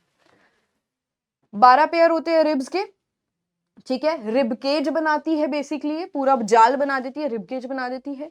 पहली 7 पेयर ऑफ रिब्स को ट्रू रिब्स बोलते हैं। इंपॉर्टेंट है क्योंकि ये स्टर्नम से जुड़ी हुई है। देखो 12 पेयर है रिब्स के, 12 left side 12 right side, but 12 के 12 हमारी स्टर्नम से नहीं जुड़े हुए। कितने जुड़े हुए हैं? ऊपर के 7 पेयर जुड़े हुए हैं। 8th 9th और 10th जो है वो डायरेक्टली आर्टिकुलेट नहीं करती है स्टर्नम से, किससे जुड़ जाती है? 7th वाली रिब से जुड़ जाती है with the help of hyaline cartilage. क्या कह रही है? देखो यहाँ पर हम अपनी डैगर बोन बना लेते हैं स्टर्नम, ठीक है। अब ये पहली, दूसरी, तीसरी, चौथी, 5वीं, 6ठी और 7वीं बोन तो यहाँ पर डायरेक्ट जुड़ी हुई है दोनों साइड से, ठीक है, दोनों साइड इमेजिन करना। बट इसके नीचे जो 8th 9th 10th पेयर है वो स्टर्नम से नहीं जुड़ता, लास्ट वाली जो 7th नंबर वाली है ना उसके साथ ही जुड़ जाता है। कौन सी 8th 9th और 10th वाली। बाकी बची 2 और 11th और 12th वाली। 11th और 12th वाली फ्लोटिंग रिब्स होती है, ये आगे से जुड़ती ही नहीं, ये ऐसे फ्लोट करती रहती है। ये मोस्टली किसको प्रोटेक्ट कर रही है, हमारी किडनी को प्रोटेक्ट करती है। यहाँ पर हमारी किडनी होती, किडनी, ठीक है, हो जाएगा याद, यही लिखा है। और क्योंकि ये किसी से भी अटैच नहीं कर रही है तो इसको हम क्या बोलते हैं, इन दोनों को हम बोलते हैं floating ribs, floating ribs. 8th 9th 10th वाली को क्या बोलेंगे, फॉल्स रिब्स, किसी से नहीं जुड़, क्योंकि ये स्टर्नम से नहीं जुड़ रही है। और जो कनेक्शन है इसका यहाँ पर, यहाँ जो कनेक्शन बन रहा है वो किससे जुड़ रहा है, हाइलिन कार्टिलेज से। देखो अब हम ना अपेंडिकुलर स्केलेटन को थोड़ा इस तरीके से पढ़ते हैं फ्लो चार्ट में, to help you with the easy understanding, but still you have to read it from your book nicely, ठीक है। अपेंडिकुलर स्केलेटन पढ़ रहे हैं हम। अपेंडिकुलर स्केलेटन के दो मेन हिस्से हैं, एक तो गर्डल्स वाला एरिया है और एक है लिम्स वाला एरिया, ठीक है। अब ये जो हमारे गर्डल्स हैं और ये लिम्स हैं, ये काफी ज्यादा होते हैं, 60 हमारी बोन्स होती है लिम्स के अंदर, और फोर लिम्स और हाइंड लिम्स होते हैं, दोनों के अंदर 60 बोन होती है, और गर्डल्स के अंदर हमारी 6 बोन होती है, ठीक है। तो काफी ज्यादा इसका कॉम्पोजिशन है अपेंडिकुलर स्केलेटन का। आउटसाइड होता है पेंडिकुलर स्केलेटन। अब यहाँ पर आ जाओ, limbs, hind limbs, hind limbs यानी कि पैरों के लिम्स, और फोर लिम्स यानी कि हमारे हाथों के लिम्स, ठीक है। एक चीज जो तुम्हें यहाँ पे याद रखनी है, एक मिनट इसको थोड़ा सा ठीक करती हूँ मैं, फोर लिम्स और हाइंड लिम्स, ठीक है। जब हम हाथों की बात करते हैं, ये फोर लिम्स हैं, ये हाइंड लिम्स हैं। हाथों की सबसे बड़ी बोन ह्यूमरस, यहाँ पर 2 पतली पतली बोन्स है, रेडियस और अल्ना। फिर यहाँ पर हमारे पत्थर पड़े हुए होते हैं, पतली पतली छोटी छोटी बोन्स पड़ी हुई होती है, 8 यहाँ पर हमारी छोटी छोटी बोन्स पड़ी हुई हैं। फिर हमारे पाल्स में ऐसे लंबी लंबी 5 बोन पड़ी हुई हैं। फिर फिंगर्स को ऐसे ऐसे मूव कर पा रहे हो, ये दिख रहे हैं तुम्हें। थंब के अंदर 2 बोन्स हैं, बाकी सब में छोटी छोटी 3 बोन्स हैं, है ना। तो ये क्या थी हमारी ह्यूमरस, रेडियस, अल्ना। और ये जो 8 लिखे हुए हैं ये क्या है हमारे पास, कार्पल्स। उसके बाद यहाँ पर जगह नहीं है, कार्पल्स के नीचे मेटाकार्पल्स होंगे 5, ठीक है। और मेटाकार्पल्स के नीचे क्या होंगे हमारे पास, फेलेंजेस। पाल्स में क्या है हमारे पास, मेटाकार्पल्स, और उसके आगे ये क्या है जो फोल्ड हो पा रही है, इनका नाम है फेलेंजेस, ठीक है। फिर यहीं पर आ जाओ, ये हमारे पैरों की बात हो रही है, ये फीमर हो गई, फीमर, टिबिया, फिबुला। बुक में एक चार्ट दिया हुआ है नंबर ऑफ बोन्स का, वो वाला देखो। उसके नीचे आ जाओ, फिर टार्सल्स दिया हुआ है, यहाँ पर कार्पल्स था, यहाँ टार्सल्स है। ये डिफरेंस याद रखना, हाथों में 8 कार्पल्स होंगे बट पैरों में 7 ही टार्सल्स होंगे। यहाँ पर 8 है, यहाँ पैरों में 7 है। फिर वही 5 नीचे जा रहे हैं अपने मेटाटार्सल्स, और लास्ट में हमारे क्या है, जहां पर जैसे कार्पल्स थी ना, सॉरी यहाँ पर जैसे फेलेंजेस थे ना, ये बेटा बहुत ही छोटे छोटे फेलेंजेस हमारे पैरों में भी होते हैं, ठीक है। डन। ह्यूमरस नाम याद हो गया इनका। लिम्स हो गए हमारे, हाथ और पैर हो गए, दोनों साइड होंगे, लेफ्ट और राइट सेम ही होगा, ऐसा तो नहीं है एक अलग होगा राइट अलग होगा। फिर आ जाओ अपने गर्डल्स के ऊपर, ठीक है। अपने गर्डल्स क्या है हमारे, 2 गर्डल्स हैं, शोल्डर, एक तो पेक्टोरल गर्डल और एक होता है हमारा हिप गर्डल। जो हमारा पेक्टोरल गर्डल है, शोल्डर गर्डल है जो हमारा, पीछे से हाथ लगाओ, यहाँ पर ना एक ट्राइंगुलर बोन तुम्हें दिख रही होगी, ठीक है। तो वो जो ट्राइंगुलर बोन है ये एक प्रोसेस का एग्जाम्पल है। यहाँ पर एक हमारी ये बड़ी फ्लैट सी बोन होती है, हमारे शोल्डर की बोन है। किसकी बोन है हमारी, शोल्डर की, ठीक है। ये डॉर्सल व्यू है, ये पीछे से है, ये फ्रंट व्यू है, ठीक है। ऐसे खड़ी हूं मैं, ऐसे। तो ये मेरा शोल्डर यहाँ पर ऐसे यहाँ पर ड्रॉ किया हुआ है, ठीक है। अब ये जो शोल्डर है, पीछे से एक शार्प बोन निकल रही है, इसका नाम क्या है, स्कैप्यूला। एक तरीके का प्रोसेस बन रही है, मैंने बताया था, फ्लैट बोन और उसके ऊपर कुछ और शार्प बोन निकले, उसको प्रोसेस बोलते हैं, ठीक है। उसके बाद आगे आ जाओ, ये तुम्हारा शोल्डर बोन हो गई। आगे से देख रहे हैं तो क्योंकि इस हाथ को, ह्यूमरस को इसी शोल्डर के साथ ऐसे अटैच करना है ना, यहाँ पर ट्राइंगल पड़ा हुआ है, ये हाथ यहीं पे जुड़ेगा ना। इस वाली कैविटी को क्या बोलते हैं, ग्लिनोइड कैविटी। ग्लिनोइड कैविटी, जहां से ह्यूमरस जुड़ेगी हमारी शोल्डर से, ये वाला एरिया क्या है, ग्लिनोइड कैविटी, ठीक है। उसके बाद यहाँ पर टच करो, यहाँ ये यहाँ पर फील कर पा रहे हो, बड़ी शार्प सी एक बोन है जो ऐसे पूरी पड़ी हुई है, इसको हम बोलते हैं क्लैविकल या फिर कोलर बोन, ठीक है। एक साइड कैविटी है, जहां से कैविटी का नाम क्या होगा, ग्लिनोइड कैविटी, जहां पे ह्यूमरस जुड़ेगा।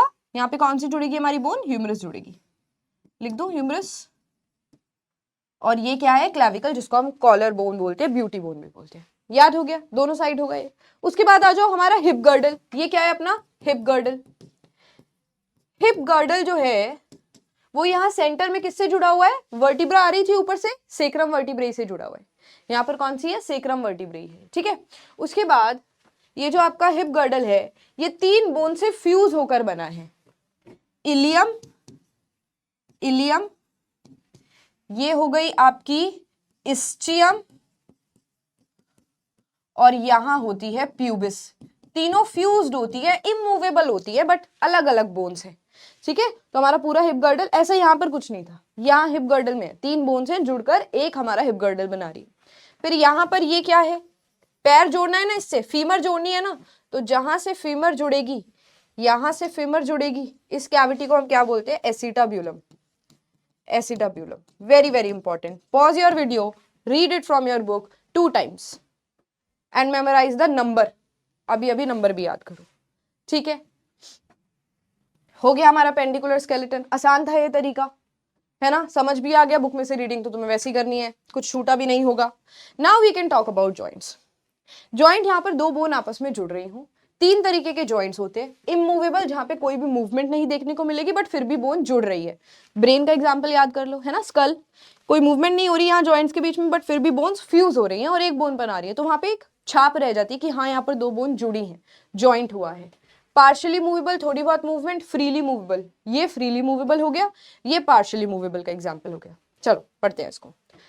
सबसे पहले immovable joint, no movement is possible between 2 bones, for example cranium, done, cranium is the example.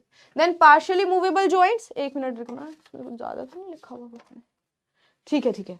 partially movable joint, थोड़ा बहुत partial movement है, little movement है, for example the joint between the rim and the breast bone और between the vertebrae, हम ऐसे थोड़ा bend हो सकते हैं, ऊपर हो सकते हैं, bend हो सकते हैं।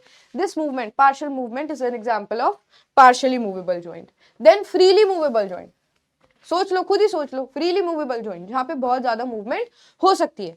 अब ये फ्रीली मूवेबल है ना, इसके हमने और पार्ट्स डिवाइड करे हैं, इसके हमने और पार्ट्स डिवाइड करे। First one is gliding joint. क्या नाम है, ग्लाइड करना।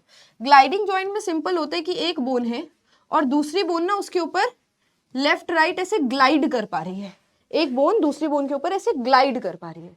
ये कहाँ होगा, it occurs between the bones of the wrist and also between the bones of the ankle as well as between the vertebrae. Learn it right now. Gliding joint कहाँ मिलता है, ये मिलता है हमारी रिस्ट के बीच में, ऐसे पत्थर जैसी बोन्स पड़ी हुई हैं, हम ऐसे ऐसे हाथ को ऐसे ऐसे मूव कर पा रहे हैं, तो यहाँ पर एक बोन दूसरी बोन के ऊपर ग्लाइड कर रही है बेसिकली। ये ऊपर हमारे यहाँ पे मेटाकार्पल्स थे, यहाँ पर कार्पल्स थे, तो कार्पल्स और मेटाकार्पल्स के बीच में कौन सी मूवमेंट हो रही है, ग्लाइडिंग जॉइंट की मूवमेंट हो रही है। सेम हमारे एंकल में हो रहा है, सेम हमारे वर्टिब्रे में हो रहा है। फिर है pivot joint. Pivot joint simple हमारे नेक में मिलता है, याद है एटलस और एक्सिस, सबसे ऊपर एटलस थी फिर एक्सिस थी, तो बेटा जो एटलस है ना उसके बीच का जो छेद है वो एक्सिस ने ले लिया। एक्सिस, ये मान लो ये छेद है, ठीक है, ये छेद है, जो एक्सिस है वो इसके अंदर ऐसे घुसी हुई है, that is known as pivot joint. Read करो, one bone is rotated over a pivot like end of another bone. ये दूसरी बोन का पिवट लाइक एंड है, दूसरी बोन इसके ऊपर ऐसे इसको प्रोटेक्ट करके पड़ी हुई है, तो ये ऐसे पूरी मूवमेंट कर पाएगी, तभी हम नेक में ऐसे गोल गोल मूवमेंट कर पाते हैं। This is because of pivot joint in our neck. Skull जो है वो रोटेट हो पाता है हमारी ऊपर वाली वर्टिब्रे की एक्सिस के ऊपर। समझ आ रही हैं बातें। Next, hinge joint. Hinge joint कैसा होता है, ये जैसे हमारे दरवाजे में होता है ना, दरवाजा हमारा ऐसे खुलता है ऐसे बंद होता है, ऐसे खुलता है ऐसे बंद होता है, तो ये हमारा हाथ भी इतना फोल्ड होता है इतना नीचे जाता है, हमारा पैर भी इतना फोल्ड होता है इतना नीचे आता है। This is an example of hinge joint. ये हमारे डोर में होगा। Elbow joint between humerus and ulna, joints between bones of fingers and toes, less perfectly the knee joint, and hinge joint usually give sufficient power. फिर आ जाओ ball and socket joint. Simple, एक ball है और उसके अंदर ऐसे attachment हो गई है दूसरे बोन की, ये पूरा ऐसे ऐसे फिर घूम पाता है, ये वाली बात हो रही है, ग्लिनॉइड कैविटी वाली बात हो रही है, एसिटाब्यूलम वाली कैविटी की बात हो रही है। तो ball like head of femur, बेटा ये बॉल होगा और ऊपर वाला सॉकेट होगा, तो ये हमारी एसिटाब्यूलम कटोरी जैसी कैविटी पड़ी हुई थी हिप गर्डल में, ये हमारी फीमर की बॉल इसके अंदर अटैच्ड है ना, और पूरा पूरा मूवमेंट कर पाती है। या फिर हमारे इसका एग्जाम्पल ले लो ग्लिनॉइड कैविटी का, यहाँ ह्यूमरस के अंदर ह्यूमरस की बॉल हमारी ग्लिनॉइड कैविटी के साथ ऐसे अटैच्ड है ना, तो that is an example of ball and socket joint. Then synovial joint, ये भी फ्रीली मूवेबल जॉइंट है। ये शोल्डर जॉइंट और नी जॉइंट को भी हम साइनोवियल जॉइंट बोल सकते हैं, क्योंकि यहाँ पर बहुत ज्यादा फ्रीली मूवमेंट हो रही है, ठीक है। They allow considerable degree of movement. These movements have two special requirements. Firstly they should be held firmly in position and secondly the surface coming in contact should be well lubricated to remove friction. ये इसका main point है। ये कह रहे हैं जैसे हमारा नी है, याद करो नी कैप का नाम था पटेला, याद है, पटेला पैटेला होता है, ठीक है। अब हमारे नी जॉइंट के अंदर एक फ्लूइड होता है जिसको हम बोलते हैं साइनोवियल फ्लूइड। ये फ्लूइड मूवमेंट नहीं करता, एक ही जगह पर प्रेजेंट है। ये फ्लूइड इसलिए प्रेजेंट होता है ताकि जब दो बोन्स आपस में मूवमेंट करना चाह रही हैं तो अच्छे से लुब्रिकेंट वहां पर हो सके, उनके बीच में ज्यादा फ्रिक्शन ना आए। जैसे जब हम भागते हैं तो हम बहुत ज्यादा मूव करते हैं, हमारे नीज के ऊपर काफी स्ट्रेस पड़ता है, तो साइनोवियल फ्लूइड आसानी से मूवमेंट कराने के लिए वहां पर प्रेजेंट है। और knee joint is the perfect example of synovial joint. ये पूरा 360 डिग्री मूवमेंट तो नहीं करा रहा है, बट फिर भी फ्लेक्सिबल मूवमेंट करा रहा है। हमारा जो पैर है, हमारा जो नी है, मान लो ये नी है, तो हम पैर को ऐसे ऊपर की तरफ ला सकते हैं, नीचे ला सकते हैं ना, है ना। So this is an example of synovial joint. I hope it's clear. Now let's talk about muscles. Muscles की बात करें, 3 तरीके की मसल्स होती है, voluntary, involuntary and cardiac muscles. But यहाँ पर ना बेसिकली वो बात कर रहा है मसल के अंदर मूवमेंट की। हमारा जो पूरा फ्रेमवर्क है स्केलेटन से बना हुआ, उसके साथ साथ मसल्स ज्वाइन होती हैं। कह रहे most muscles are long bundles of contractile tissue.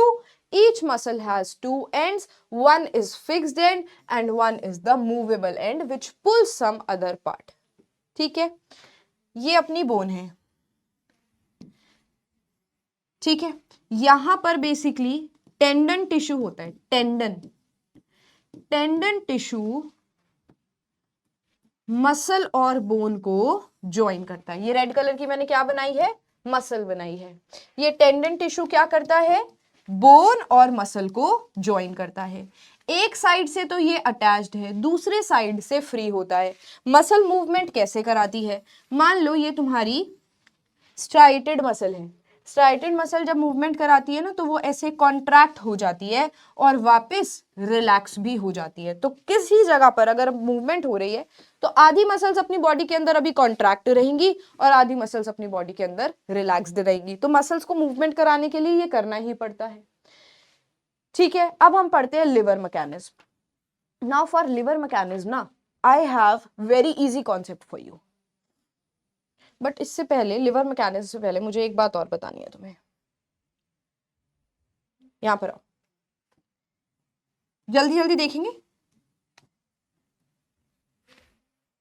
Cylinder shape की मसल होती है एक, माइक्रोस्कोप के नीचे देखेंगे तो इसके अंदर बैंड्स दिखते हैं, डार्क बैंड, लाइट बैंड।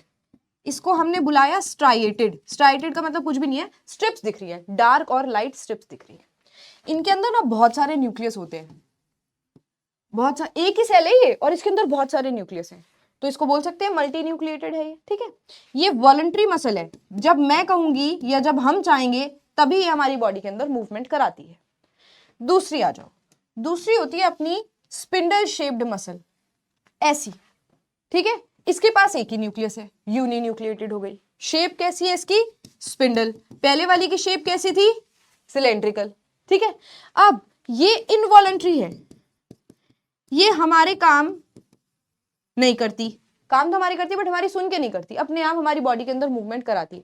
जैसे पूरे हमारे डाइजेस्टिव सिस्टम के अंदर पेरिस्टाल्टिक मूवमेंट हो रही है, मसल्स की मूवमेंट हो रही है, वो इनवॉलंटरी है बेटा। आंखें अपनी ब्लिंक कर रही हैं बार बार, इनवॉलंटरी मसल है, ठीक है। तो जहां पर अपने आप मूवमेंट हो जाए दैट इज इनवॉलंटरी। उसके बाद आ जाओ, हार्ट के अंदर स्पेशल टाइप की मसल्स है बेटा, उसके अंदर भी देखो है तो ये भी सिलेंड्रिकल, बट ये इन दोनों से कैसे अलग है, ये ना एक दूसरे से जुड़ी हुई है, ब्रांच्ड मसल है, ब्रांच्ड। क्या ये ब्रांच थी दोनों, नहीं, इनके बीच में ब्रांचेस थे, इनको हम क्या बोलते हैं, ब्रांचेस, ब्रांच्ड मसल। क्या नाम है इसका, कार्डियक मसल। सिर्फ हार्ट में मिलेगी। क्यों है इसमें ब्रांचेस, हार्ट को लगातार इसे पंप करना है, धक धक धक धक धक धक, तो उसको ज्यादा सपोर्ट की जरूरत है, ज्यादा फ्लेक्सिबिलिटी की जरूरत है, और वो खराब भी नहीं होना चाहिए। तो मसल्स एक दूसरे को स्ट्रॉन्ग और फ्लेक्सिबल बनाने के लिए एक दूसरे के साथ ब्रांचेस बना देती है। क्या इसमें हमें स्ट्रिप्स दिखती है, स्ट्राइटेड दिखती है, थोड़ी बहुत स्ट्राइशंस बेटा इसके अंदर भी दिखती है, and it is also uninucleated. Clear है, ठीक है। दो these were the different types of muscles which is given in your book. ये वॉलंटरी, ये दोनों इनवॉलंटरी। कभी तुमने अपनी कार्डियक मसल्स को रोका है कि भाई आज रेस्ट कर ले? नहीं रोक पाएंगे ना, तो cardiac muscles are also involuntary. ठीक है, अब हम स्टार्ट करते हैं आपका लिवर मैकेनिज्म। चलो देखो लिवर मैकेनिज्म क्या होता है, इसको बहुत ही सिंपल कर दिया है मैंने, समझना ध्यान से, ठीक है? बुक में से पढ़ना बाद में, पहले समझो। Lever mechanism, movement of different parts of the body are usually made easier due to lever actions in the skeleton. हमारी बॉडी के अंदर ना लिवर एक्शन हो रहा है, बता रही हूँ क्या होता है। There are 3 orders of the lever, और इसके अंदर 3 चीजों की हमें बात करनी है। एक तो हम बात करेंगे बेटा पावर या फिर एफर्ट की। पावर और एफर्ट एक ही बात है, which is done by muscle. Muscle को काम करना पड़ेगा अगर हमें कुछ मूव करना है, एफर्ट करना है, जैसे ये मूवमेंट करनी है या फिर हमें ऐसे डंबल्स उठाने, ठीक है? तो हमारी मसल एफर्ट कर रही है, मसल पावर लगा रही है। उसके बाद होता है वेट।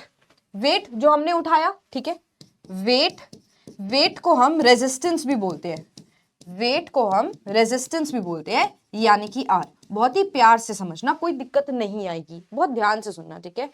ई इज पावर या फिर मसल, ठीक है? ई लिखूं या पी लिखूं एक ही बात है। फिर आता है फल्क्रम। फल्क्रम होता है बेस, जो कि सारा वजन सहेगा। Act with the fulcrum in between is represented by the action. ये अभी बताती हूँ। फल्क्रम इज बेस बेसिकली, ठीक है? अब ये क्या बात बोल दी मैम, अभी भी समझ नहीं आया, क्या बताया आपने? बेटा लिवर मैकेनिज्म का मतलब सिंपल ये होता है कि अगर मान लो कोई रॉड लाइक स्ट्रक्चर है, तो इसकी मूवमेंट पॉसिबल है अगर इसके पास एक फल्क्रम हो जो इसका वजन सह ले। इस रॉड को हमने एक बेस पर रख दिया। सीसॉ झूला सबने बचपन में सीसॉ खेला है, तो ये सीसॉ से इमेजिन करो, एक रॉड होती है, इसकी मूवमेंट पॉसिबल है अगर हम इसको एक फल्क्रम पे रख दें, यानी एक बेस पर रख दें। अगर हमें मूवमेंट करानी है तो एक जगह से हमें एफर्ट तो लगाना ही पड़ेगा, तो यहाँ पर एक बच्चे को तो बिठाना ही पड़ेगा। ये क्या हो गया? एफर्ट, ठीक है? ये क्या है? एफर्ट, या फिर इसको हम वेट भी बोल सकते हैं, सॉरी वेट नहीं, पावर भी बोल सकते हैं, ठीक है? यहां पर बैठा हुआ दूसरा बच्चा, यहां पर बैठा हुआ दूसरा बच्चा, सुनो एक मिनट फिर से सुनना इसको, एक मिनट इसको फिर से सुनना। यहां पर बैठा हुआ एक बच्चा एफर्ट लगा रहा है इसको मूव कराने के लिए। एफर्ट को हम पावर भी बोल सकते हैं, पावर लगा रहा है कि यार ये रॉड ऊपर नीचे जिस तरीके से मूव हो जाए, ठीक है? बट दूसरा बच्चा आया भागता हुआ, वो कहते हैं मैं तो अपना वजन इस पे लगाऊंगा और तुझे ये काम नहीं करने दूंगा। मान लो एक लड़की आ गई और वो इसको ये काम नहीं करने दे रही है, अजीब सी लड़की बनी है बट लग रही है, ठीक है? तो यहां पर क्या है? लड़का कहता है मेरे को इस रॉड को घुमाना है, हमने नीचे बेस लगा दिया फल्क्रम। अब ये रॉड को मूव कराने के लिए पावर या एफर्ट लगा रहे। लड़की आई भागती हुई, वो कहती है मेरा वजन तो देखो, मैं बैठूंगी अब इसके ऊपर, मैं करूंगी रेजिस्टेंस, इसको हिलाकर तो दिखाओ। अब जो ज्यादा होगा उस तरफ मूवमेंट हो जाएगी। अगर यहाँ पर रेजिस्टेंस ज्यादा है या वेट ज्यादा है तो ये नीचे की तरफ चला जाएगा, और अगर इसकी पावर ज्यादा है तो ये इस तरफ नीचे चली जाएगी। इसको लिवर मैकेनिज्म बोलते हैं। ये हमारी बोन के अंदर देखने को मिला। इतना समझ आया? मैं समझ रही हूँ फिजिक्स है, बट ये समझ आया, मतलब आई होप इजी हो गया होगा, ठीक है? अब 3 तरीके के लिवर मैकेनिज्म होते हैं, बहुत ही आसान है, बहुत आसान, ठीक है? फल्क्रम तुम्हें समझ आ गया, बेस की बात हो रही है। Liver 1, liver 2, liver 3। लिवर 3 हमारी बॉडी के अंदर सबसे ज्यादा देखने को मिलता है और सबसे ज्यादा मुश्किल होता है। ये कैसे मुश्किल होता है अभी बताती हूँ। देखो लिवर 1 की बात करते हैं पहले। लिवर 1 और लिवर 2 और लिवर 3 को याद करने की क्या टेक्निक है, क्योंकि तीनों तुम्हारी बुक में दी हुई है और बहुत ही ओझे तरीके से दी हुई है, अच्छे से एक्सप्लेन नहीं किया हुआ। तो क्वेश्चन में पेपर में क्वेश्चन आएगा तो आपको अच्छे से अटेम्प्ट करना आना चाहिए, कॉन्सेप्ट समझ आना चाहिए। हमें एक एक्रोनिम याद रखना है, free, FRE। Liver 1, liver 2, liver 3, बीच में तुम्हें यहां पर क्या लगाना है? FRE। तो अब तुम्हें याद है फ्री की गलत स्पेलिंग FRE। लिवर 1 के अंदर सेंटर में क्या आता है? फल्क्रम। लिवर 2 के अंदर सेंटर में क्या आता है? रेजिस्टेंस या फिर वेट। आर क्या है बेटा? रेजिस्टेंस या फिर वेट, ठीक है? आर लिखूं या W लिख रही हूं नीचे, छोटा सा, एक ही बात है। लिवर 3 में बीच में क्या आ रहा है? एफर्ट। लिवर 3 में बीच में क्या आ रहा है? एफर्ट, या फिर इसको हम पावर भी बोलते हैं। तो मैंने फ्री क्यों लिख दिया? ताकि तुम्हें आसानी से याद हो जाए, ठीक है? नाउ अगेन ये बात कर रहे हैं हम लिवर 1 की। लिवर 1 मैकेनिज्म क्या होता है? लिवर 1 मैकेनिज्म क्या होता है? अगर तुम्हें याद हो, रॉड को मूव कराना है, ठीक है?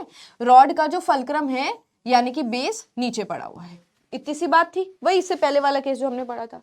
अब एक जगह बच्चा आया, यानी कि एफर्ट आया, पावर आई, ठीक है। दूसरी जगह वेट आया या फिर रेजिस्टेंस आया, ठीक है। अब एक और चीज, फलक्रम से अगर हम देखें, इसको हम बोलते हैं पावर आर्म या फिर एफर्ट आर्म। एफर्ट आर्म, जो आर्म एफर्ट करेगी। बेसिकली हमें सब कुछ अपने मसल से ही रिलेट करना है ना, अपनी बोन से ही रिलेट करना है ना। तो ये तो बेस बन गया जहां से मूवमेंट को सपोर्ट मिलेगा। इधर हो गई अपनी एफर्ट आर्म, ये हो गई हमारी वेट आर्म या फिर रेजिस्टेंस आर्म, ये हो गई हमारी रेजिस्टेंस आर्म। लिवर वन के अंदर दोनों बराबर है, लिवर वन के अंदर दोनों बराबर है। जैसे कि एक एग्जांपल मैं तुम्हें देती हूं, अपनी स्कल को इमेजिन करो। हमारा ये जो स्कल है, ये ना हमारा एक वेट उठाने की कोशिश करता है।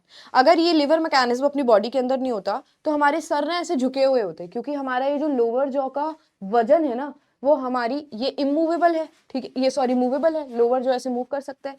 इसका जो वजन है वो हमारे यहाँ फलक्रम को उठाना पड़ेगा, तभी हम इसको ऐसे सीधा रख पाएंगे, ग्रेविटी के अगेंस्ट हम इसको मूव करा पाएंगे।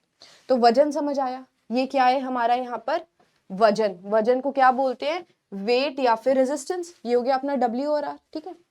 अब हमारी यहां नेक पर मसल पड़ी हुई है, मसल पड़ी हुई है जो कि एफर्ट करती है। इस मसल को और इस वेट को मूवमेंट कराने के लिए कोई बेस तो चाहिए ना। भाई ये सीसो बन रहा है हमारे नेक के अंदर, सीधा सीसो नहीं बन रहा है, बट इमेजिन करो फलक्रम इस रॉड को मूव कराना चाह रहा है। हमें यहाँ पर अपने जबड़े का, लोअर जॉ का वजन संभालना है। काम किसका है, ये मसल का। कौन सी मसल का, जो हमारी नेक में प्रेजेंट है, ठीक है। अब उसको ये काम कराने के लिए बीच में फलक्रम चाहिए ना। तो बेटा ये जो हमारा जॉ वाला एरिया होता है ये फलक्रम होता है। क्वेश्चन क्या आएगा, क्वेश्चन सिर्फ इतना आएगा कि भाई ये वाला डायग्राम याद कर लो। लिवर वन के अंदर बीच में फलक्रम, एक तरफ वेट एक तरफ एफर्ट। वेट आर्म और एफर्ट आर्म एक दूसरे के इक्वल होती है लिवर वन के अंदर। For example holding of head, बस इससे ज्यादा कुछ नहीं पूछा जाएगा, ठीक है।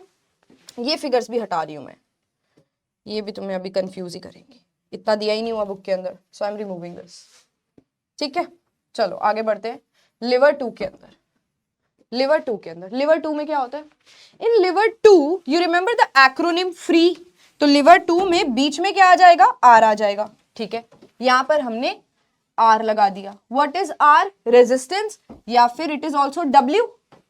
लिवर टू के अंदर फलक्रम देखना कहां चला गया, लिवर टू के अंदर फलक्रम देखो कहां, साइड में चला गया है। This is fulcrum lever two के अंदर, एफ साइड में है, ठीक है। और बीच में तुम्हारा वेट पड़ा हुआ है, साइड में तुम्हारा एफर्ट है या फिर पावर है, जो कौन लगाएगी, मसल लगाएगी, ठीक है। Now in this case can you से फलक्रम से डिस्टेंस मेजर करते हैं। एफर्ट आर्म फलक्रम और ई के बीच में होगी, ये रही एफर्ट आर्म, और ये वेट आर्म या रेजिस्टेंस आर्म होगी। वेट आर्म लिख दो इसको, वेट आर्म। जो आर्म ने एफर्ट लगाना है मसल ने, वो लंबी है। वेट आर्म, वजन को जो उठाना है वो छोटी है। तो ये मूवमेंट काफी आसान होनी चाहिए, क्योंकि जिसने मेहनत करनी है, जिस मसल ने मेहनत करनी है, पावर लगानी है, वो बड़ी है, और जिसने मेहनत नहीं करनी है, जिस चीज को उठाना है, उसकी आर्म छोटी है। तो कैन वी से कि ये लिवर टू का मैकेनिज्म है, बोल सकते हैं इसको लिवर टू का मैकेनिज्म, है ना। अब देखो इसका एग्जाम्पल है, जब हम हमारे टोज के ऊपर ऐसे खड़े हो जाए, होता है ना ऐसे, टोज के ऊपर खड़े हो गए, देखो मैं अपने टोज के ऊपर खड़ी हो गई हूं ऐसे। अब जब ये मूवमेंट हो रही है, ये किसके हिसाब से हो रही है, देखो हमारी यहां पैरों में कौन सी मसल होती है, काल्फ मसल। काल्फ मसल ने एफर्ट लगाया, काल्फ मसल ने एफर्ट लगाया, एफर्ट लगाया और किसको ऊपर उठाया बेटा, हमारी बॉडी के वेट को, हमारी बॉडी के वेट को ऊपर उठाया, ठीक है। बेस किसने बनाया, फलक्रम ने। ये टोज हमारा बेस बना रहे हैं, बैलेंस कर रहे हैं हमारी बॉडी को। देखो टोज अगर बैलेंस नहीं बनाते तो मैं कैसे खड़ी होती, नहीं खड़ी हो पाती ना। मेहनत किसने करी, काल्फ मसल ने, एफर्ट लगाया, पावर लगाई, ठीक है। और जो वेट हमारी पूरे शरीर का लग रहा है वो कहां जा रहा है बेटा, एंकल के ऊपर जा रहा है। This is an example of lever two. इतना दिया ही नहीं हुआ बुक के अंदर, क्वेश्चन आएगा, इसीलिए ये समझना जरूरी है, इसीलिए मैंने डायग्राम्स बनाए हैं। क्लियर है। Now come to lever three. Lever three सबसे ज्यादा हमारी बॉडी के अंदर हो रहा है और इसमें गड़बड़ है। क्या गड़बड़ है, इस केस में तो अच्छा था, हमारी जो एफर्ट पावर आर्म जो है, मेहनत लगाने वाली जो आर्म है वो बड़ी है और जो वेट आर्म है वो छोटी है। इसमें उल्टा होता है। देखो फलक्रम हमारा अभी भी साइड में है, फलक्रम यानी कि बेस हमारा अभी भी साइड में है, बट लेट्स सी ये क्या है, रेजिस्टेंस यानी कि वेट, वेट आर्म हमारी बड़ी है, वेट आर्म लंबी है as compare to effort arm, effort arm हमारी छोटी है। बट हमारी बॉडी के अंदर ऐसे ही सारे मूवमेंट्स होते हैं। Raising a hand by four arm, dumbbell उठा रहे हैं हम, ऐसे उठा रहे हैं। वजन का है हमारा, वजन वेट मतलब डंबल जो है वो हमारे हाथ में है ना, ऐसे उठाते हैं। सो ये वेट होगा। अब पावर किसको लगानी पड़ेगी, हमारी इस मसल को। पावर किसको लगानी पड़ेगी, हमारी ट्राइसेप को। ये तो बाइसेप है आगे वाला, बाइसेप को मेहनत करनी पड़ेगी, ठीक है। तो ये बाइसेप एफर्ट लगा रहा है बेसिकली, ठीक है, ये बाइसेप हमारा एफर्ट लगा रहा है और ये वेट कहां से उठ रहा है हमारा, इधर से। दिस इज योर डब्ल्यू और वेट। यहां पर एफर्ट कौन लगा रही है, हमारी बाइसेप लगा रही है। एफर्ट कौन लगा रही है, हमारी बाइसेप लगा रही है। Let me have a look in the book. Third order bicep दिया हुआ है, बिल्कुल दिया हुआ है। अच्छा एक चीज इसमें नोट करनी है, ये जो मैंने एफर्ट यहां लिख दिया ना, एक मिनट रुको, ये एफर्ट मुझे लिखना कहां चाहिए था बेटा। देखो ये अभी हमने बात करी, मसल जो है वो यहां प्रेजेंट तो है बट ये यहां नीचे से अटैच्ड है। Look at the diagram in the book, third order का डायग्राम देखो, सबने देखा बाइसेप जुड़ी हुई है नीचे वाले हैंड से, ठीक है। तो यहां हमारी लग रही है पावर, यहां क्योंकि मसल यहां बोन से अटैच्ड है बेसिकली। फिर से देखो इसको मैंने यहां, ये ना ऊपर से अटैच करती हुई दिख रही होगी तुम्हें बेटा, ये नीचे यहां से अटैच्ड है बेसिकली, टेंडन है बेसिकली। तो यहां पर पावर लगेगी, ठीक है। वेट कहाँ है अपना, यहां पीछे देखो इसको, वेट यहां, पावर यहां, बेस हमारी एल्बो बना रही होती है, फलक्रम। आप जो वजन उठाते हो, मान लो ये पेन डबल है, मैं ऐसे उठा रही हूँ, ऐसे उठा रही हूँ, बेस किसने बनाया, मेरी एल्बो ने बनाया, ठीक है। ट्राइसेप ने एफर्ट्स लगाए, बट ट्राइसेप कहाँ जुड़ा हुआ है बेटा, यहां जुड़ा हुआ है, यहां जुड़ा हुआ है ट्राइसेप, ठीक है। तो इसलिए जब मैं इसको उठाती हूँ तो बेस मेरे फलक्रम ने बनाया, ट्राइसेप की अटैचमेंट हो रही है यहां पर जो कि पावर लगाएगी, और वेट है मेरे हाथ में। तो this is the third order, very very important, क्योंकि बुक के अंदर दिया हुआ है बेटा ट्राइसेप्स वगैरह के बारे में। अब इसी से एक और चीज याद करो, antagonistic muscles. Antagonistic muscles, what are antagonistic muscles? Antagonistic muscles tricep और बाइसेप का एग्जांपल बस आप एक बार याद कर लीजिए। वो मसल जो दूसरे मसल की मूवमेंट के बिना पॉसिबल ही नहीं है, उनको हम एंटागोनिस्टिक मसल्स बोलते हैं, जैसे कि बाइसेप और ट्राइसेप। एक जैसे मैंने हाथ को ऐसे किया, ये वाली कॉन्ट्रैक्ट कर गई, ये वाली रिलैक्स कर गई। अब मुझे अगर नीचे करना है तो नीचे वाली को कॉन्ट्रैक्ट करना पड़ेगा, ऊपर वाली को रिलैक्स करना पड़ेगा। This is the example of antagonistic muscles. Done है, डन है, नहीं है, चलो I hope it's done. Now let's quickly jump to skin. Skin हमारी बॉडी का सबसे बड़ा ऑर्गन है, 15% हमारा जो बॉडी का ऑर्गन है दैट इज स्किन बेसिकली, ठीक है। Now skin is largest, 15% weight बनाती है बेसिकली, 15% हमारी बॉडी का वेट कौन बना रहा है, स्किन बना रहा है। फंक्शन देख ले जल्दी से, प्रोटेक्शन करती है, बैरियर है एक तरीके का, जर्म्स वगैरह आसानी से हमारे ऑर्गन्स के अंदर या ब्लड के अंदर नहीं जा सकते, क्योंकि हमारी स्किन जो है वो काफी थिक लेयर से बनी हुई है और प्रोटेक्शन का काम करती है। फिर स्किन के अंदर का काम है सिक्रीशन करना। हम आगे जाकर इस चैप्टर के अंदर ग्लैंड्स पढ़ेंगे, स्वेट बनता है, सिबेशियस ग्लैंड्स बनते हैं बहुत सारे, और सेरेमिनस ग्लैंड्स वगैरह बनते हैं। सिक्रीशन का काम हो गया, इन ग्लैंड्स का अलग अलग फंक्शन है। देन सेंसेशन, हमारा जो रिसेप्टर्स लगे हुए हैं जो कि हमें बताएंगे कि शार्प ऑब्जेक्ट को टच किया, हॉट ऑब्जेक्ट को टच किया, कोल्ड ऑब्जेक्ट को टच किया, वो रिसेप्टर्स हमारी स्किन के अंदर है। फिर हीट रेगुलेशन में हेल्प करता है। हीट रेगुलेशन में कैसे हेल्प करता है? ब्लड वेसल्स जाती हैं हमारी स्किन तक, ठीक है। तो अगर आप देखोगे स्किन जो है बहुत ज्यादा ड्राई हो जाती है सर्दियों में, क्योंकि ब्लड वेसल्स ने बहुत पतली हो गई हैं ब्लड वेसल्स, और हमारे स्किन तक कम ब्लड सप्लाई होता है, इतना ज्यादा ब्लड सप्लाई नहीं होता। दूसरा, ब्लड वेसल्स पतली हो गई हैं, हीट को अपने अंदर रखने की कोशिश करती हैं। वहीं पर गर्मियों में हम जिम जाते हैं, हमारा पूरा ऐसा जो स्वेटी हो जाते हैं, एक तो हम बहुत ज्यादा स्वेट प्रोड्यूस होता है, दूसरा आप देखते हो बिल्कुल ऐसे लाल लाल गाल हो जाते हैं हमारे, है ना। हमारी बॉडी दिखती है बहुत ज्यादा स्वेट करती हुई, और रेडनेस बहुत ज्यादा आ जाती है स्किन के अंदर। Why is that happening? क्योंकि गर्मियों के टाइम पे हमारी ब्लड वेसल्स ने अपना साइज कर लिया बड़ा, स्किन तक बड़े बड़े साइज की ब्लड वेसल्स जा रही हैं, ताकि जो हीट हमारे ब्लड के अंदर है वो हमारी स्किन से बाहर निकल सके। अब क्योंकि हीट भी निकलती है तो प्रेस्पिरेशन, पसीने में हेल्प करेगी, बॉडी से हीट इवापोरेट भी हो जाएगी, ठीक है। स्वेट से भी पसीना, स्वेट से भी निकलता है बेसिकली हमारा हीट और वेस्ट सब्सटेंसेस, और दूसरा अभी भी हमारी बॉडी से वाटर वेपर्स निकलने की कोशिश कर रही है, प्रेस्पिरेशन बोलते हैं इसको। एक्सक्रीशन, स्वेट की बात कर लो, स्वेट में ना 0.08% यूरिया होता है। 1% हमारी पूरी बॉडी का यूरिया तो स्वेट से ही निकल रहा है, ठीक है। देन एब्जॉर्प्शन, पानी अपनी स्किन पर डालते हो, ऑयल लगाते हो, क्रीम लगाते हो, स्किन में एब्जॉर्ब हो जाती है ना। तो these are the functions of skin. UV rays से भी प्रोटेक्ट करती है बेसिकली हमें, है ना। यूवी रेस से प्रोटेक्ट करती है डायरेक्टली। अगर यूवी रेस अपनी बॉडी पर पड़ रही होंगी तो हम तो कब के मर चुके होते बेटा। नाउ स्टोरेज ऑफ फूड, एक और फंक्शन है, एक मिनट यहाँ पर भी तो था, टेम्परेचर रेगुलेशन हमने पढ़ लिया। देन स्टोरेज ऑफ फूड, हमारे स्किन के नीचे अभी एक थिक लेयर है जिसको बोलते हैं एडिपोज टिश्यू। वही जो बोन के अंदर एडिपोज लेयर सेल्स थे ना, ये स्किन के नीचे भी थिक लेयर में प्रेजेंट होते हैं, और ये फैट को स्टोर करते हैं। तो जो फैट हमारी बॉडी के अंदर काम आना है वो तो लिवर में जाकर ब्रेक हो जाएगा, जिससे हम ग्लूकोज बना लेंगे। बट हमने तो बहुत सारे छोले भटूरे खाए, बहुत सारा बटर खाया, बहुत सारा फैट खाया, जो एक्स्ट्रा फैट है बॉडी को जरूरत नहीं है, वो स्किन के एडिपोज सेल्स के अंदर स्टोर हो जाता है। और एडिपोज टिश्यू कहाँ मिलेगा? स्किन के जस्ट नीचे मिलेगा। एक्सक्रीशन की बात हमने कर ली है।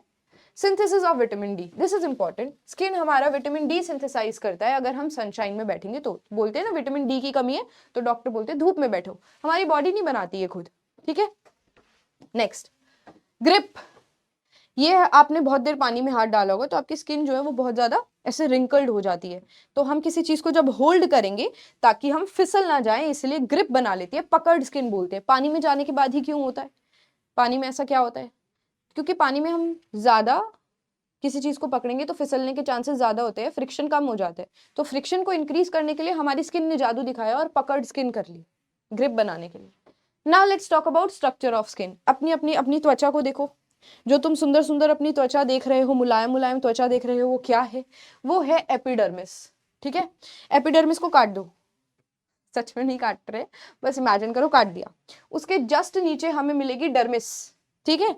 तो क्यों अब अगर तुम्हारी स्किन से ब्लड आने लग गया काटने पर, तो तुम्हारा जो डर्मिस तक डैमेज गया है बेसिकली, क्योंकि डर्मिस में ब्लड वेसल्स होती हैं, पेन भी होगा क्योंकि यहाँ पर नर्व्स होती हैं, और इसके अंदर इलास्टिक फाइबर्स पड़े हुए हैं बेसिकली, ठीक है। तो ये है हमारी स्किन प्रॉपर। इसकी दो लेयर है, एपिडर्मिस, एपी मतलब आउटर और डर्मिस मतलब नीचे वाली। फिर और नीचे काटेंगे हम तो, और नीचे काटेंगे, क्या मिलेगा? इसी डर्मिस की और आपको ग्लैंड्स व्लैंड्स मिलेंगे, और फिर हमें मसल्स और ऑर्गन्स तक हम पहुंच जाएंगे। वो काम हमें नहीं करना है। स्किन की दो लेयर पता चल गई, जो देख पा रहे हो एपिडर्मिस, और उसके नीचे जहाँ ब्लड वेसल्स है वो डर्मिस, ठीक है। फिर डेरिवेटिव्स ऑफ स्किन, स्किन से जो चीजें निकल रही हैं, बाल हमारे स्किन से निकल रहे हैं, नेल्स हमारे स्किन से ही निकल रहे हैं, फिर ग्लैंड्स निकल रहे हैं, ठीक है, सिबेशियस ग्लैंड, स्वेट ग्लैंड्स, ये सारे डेरिवेटिव्स हैं स्किन के। नाउ सबसे पहले स्किन की लेयर की बात करें, आउटर और inner epidermis.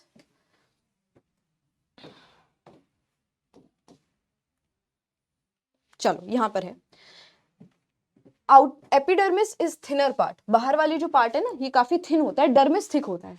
It is formed of stratified epithelium piled up layer after layer. जब आपने टिश्यूज पढ़ा था चैप्टर, तो आपने देखा था कि हमारी स्किन के अंदर बहुत सारी लेयर्स हैं। कौन सी है? Stratified epithelial tissue, stratified epithelial tissue. Stratified का मतलब लेयर्स, एक के ऊपर एक के ऊपर एक के ऊपर, ऐसी लेयर्स पड़ी हुई है सेल्स की।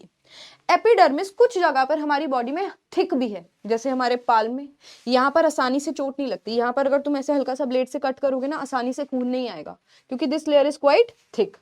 उसके बाद सोल, हमारे पैरों के नीचे वाला एरिया, हमारे हील वाला area, it is devoid of blood vessels. यहाँ पर आसानी से खून क्यों नहीं आ रहा है? डर्मिस ना बहुत नीचे है, यहाँ पर एपिडर्मिस थिक है, तो आसानी से खून इसलिए नहीं आ रहा है ताकि हमें प्रोटेक्शन मिल सके।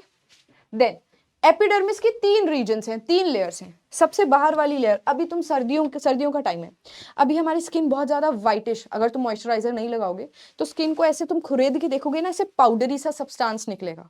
What is that? ये तुम्हारी सबसे ऊपर कॉर्न जैसी खुरदरी सी लेयर निकल रही है, आउटर मोस्ट है, कॉर्निफाइड है, इसको हम स्ट्रैटम कॉर्नियम भी बोलते हैं। उसके नीचे मिडल लेयर होगी ग्रैनुलर लेयर, पतली होती है, मिडल ग्रैनुलर लेयर, यहाँ पे बहुत सारे ऐसे ग्रैन्यूल्स पड़े हुए हैं, ऐसे इमेजिन करो। और सबसे अंदर वाली लेयर है जिसको बोलते हैं मैलपीगियन लेयर। सबसे अंदर वाली लेयर को क्या बोलेंगे? मैलपीगियन लेयर, ठीक है, मैलपीगियन लेयर। मैलपीगियन लेयर का एक और नाम दिया हुआ है बुक के अंदर, स्ट्रैटम मैलपिगाई, स्ट्रैटम मैलपिगाई, ठीक है, ये दिया हुआ। स्ट्रैटम कॉर्नियम ऊपर वाली खुरदरी लेयर, फिर उसके बाद ग्रैनुलर लेयर को ही स्ट्रैटिनम ग्रैनुलोसम बोला हुआ है, और सबसे अंदर वाली को बोला हुआ है स्ट्रैटम मैलपिगाई। ये हटा रही हूं, नहीं करना, बुक में नहीं दिया हुआ। चलो आगे देखो, कॉर्निफाइड स्ट्रैटम कॉर्नियम सबसे बाहर की लेयर है, डेड सेल से मिलकर बनी हुई है, तभी जब हम खुरेदते हैं तो बिल्कुल ऐसे आराम से निकल जाती है। बट इसके अंदर एक प्रोटीन होता है जिसको हम बोलते हैं केराटिन, यही केराटिन हमारे नेल और बालों के अंदर भी है। अब ये वाले सेल्स, बाहर वाली सेल्स जो हैं वो निकलते रहते हैं। झाड़ू जब हम लगाते हैं घर में तो उसमें सबसे ज्यादा तो गंध हमारे स्किन सेल्स का होता है, काफी ज्यादा, मतलब मिट्टी तो होती है और काफी ज्यादा स्किन सेल्स होते हैं। नाउ निकलते रहते हैं, चोट लग जाती है तो हील हो जाता है ना, क्योंकि नीचे से डर्मिस से नए नए सेल्स आए और ऊपर कवर कर लिया उसने। देन कॉर्निफाइड स्टफ 3 चीजों से रेजिस्टेंस प्रोवाइड कर रही है। मैकेनिकल डैमेज, चलते चलते ऐसे कोई शार्प ऑब्जेक्ट से टच हो गया, स्किन नहीं होती तो बहुत जल्दी चोट लग जाती। बैक्टीरियल इन्फेक्शन आसानी से नहीं होता। Loss of water bye evaporation, क्योंकि ये डेड सेल से मिलकर बना है ना, तो इसके नीचे जो सेल्स होंगे उनका पानी आसानी से भाप बनकर नहीं उड़ सकता। फिर ग्रैनुलर लेयर पर आ जाओ, ये बहुत ही पतली है, मिडल है, इसकी भी 2-3 सब लेयर्स होती है फ्लैट सेल्स की। It gives way to the outer most cornified layer, इसी से ही बाहर का रास्ता निकल रहा है कॉर्निफाइड लेयर का, जिसको हम स्ट्रैटम कॉर्नियम बोलते हैं। बार बार बोल रही हूं, यहीं पर याद करके जाना है, ठीक है। फिर आ जाओ मैलपीगियन लेयर, ये नीचे है, ये थिक है, इसके अंदर बहुत सारी चीजें हैं। देखो, इसको जर्मिनेटिव लेयर भी बोलते हैं क्योंकि नए सेल्स यही बन रहे हैं और यहीं से बन बन के बाहर की तरफ जा रहे हैं। तीसरी जो सबसे नीचे वाली लेयर है, यहां से नए नए सेल्स बने, फिर वो आए ऊपर वाली लेयर में, कौन सी है? जर्मिनेटिव लेयर, ग्रैनुलोसा लेयर, फिर गए बाहर डेड वाले एरिया के अंदर, स्ट्रैटम कॉर्नियम के अंदर, ठीक है, यहां से निकल निकल के जा रहे हैं। इसको हम जर्मिनेटिव लेयर भी इसीलिए बोलते हैं। It cells can actively divide and produce new sales. भाई ऊपर डेड सेल्स पड़े हैं, हमें नए नए सेल्स भेजने हैं, तो नीचे वाली जो तीसरी है ये एजेंट है, सबसे अंदर बैठा हुआ है, तो ये नए नए सेल्स बनाकर भेजता रहता है, ठीक है। देन जो हमारी स्किन का कलर होता है किसकी वजह से होता है? मेलेनिन की वजह से होता है। मेलेनिन ज्यादा, जितना मेलेनिन होगा उतना डार्क कॉम्प्लेक्शन होगा, जितना कम मेलेनिन होगा उतना फेयर कॉम्प्लेक्शन होगा बेसिकली, ठीक है। तो जो कलरेशन है, जो मेलेनिन पिगमेंट है, वो अपनी स्किन में ढूंढोगे तो कहाँ मिलेगा?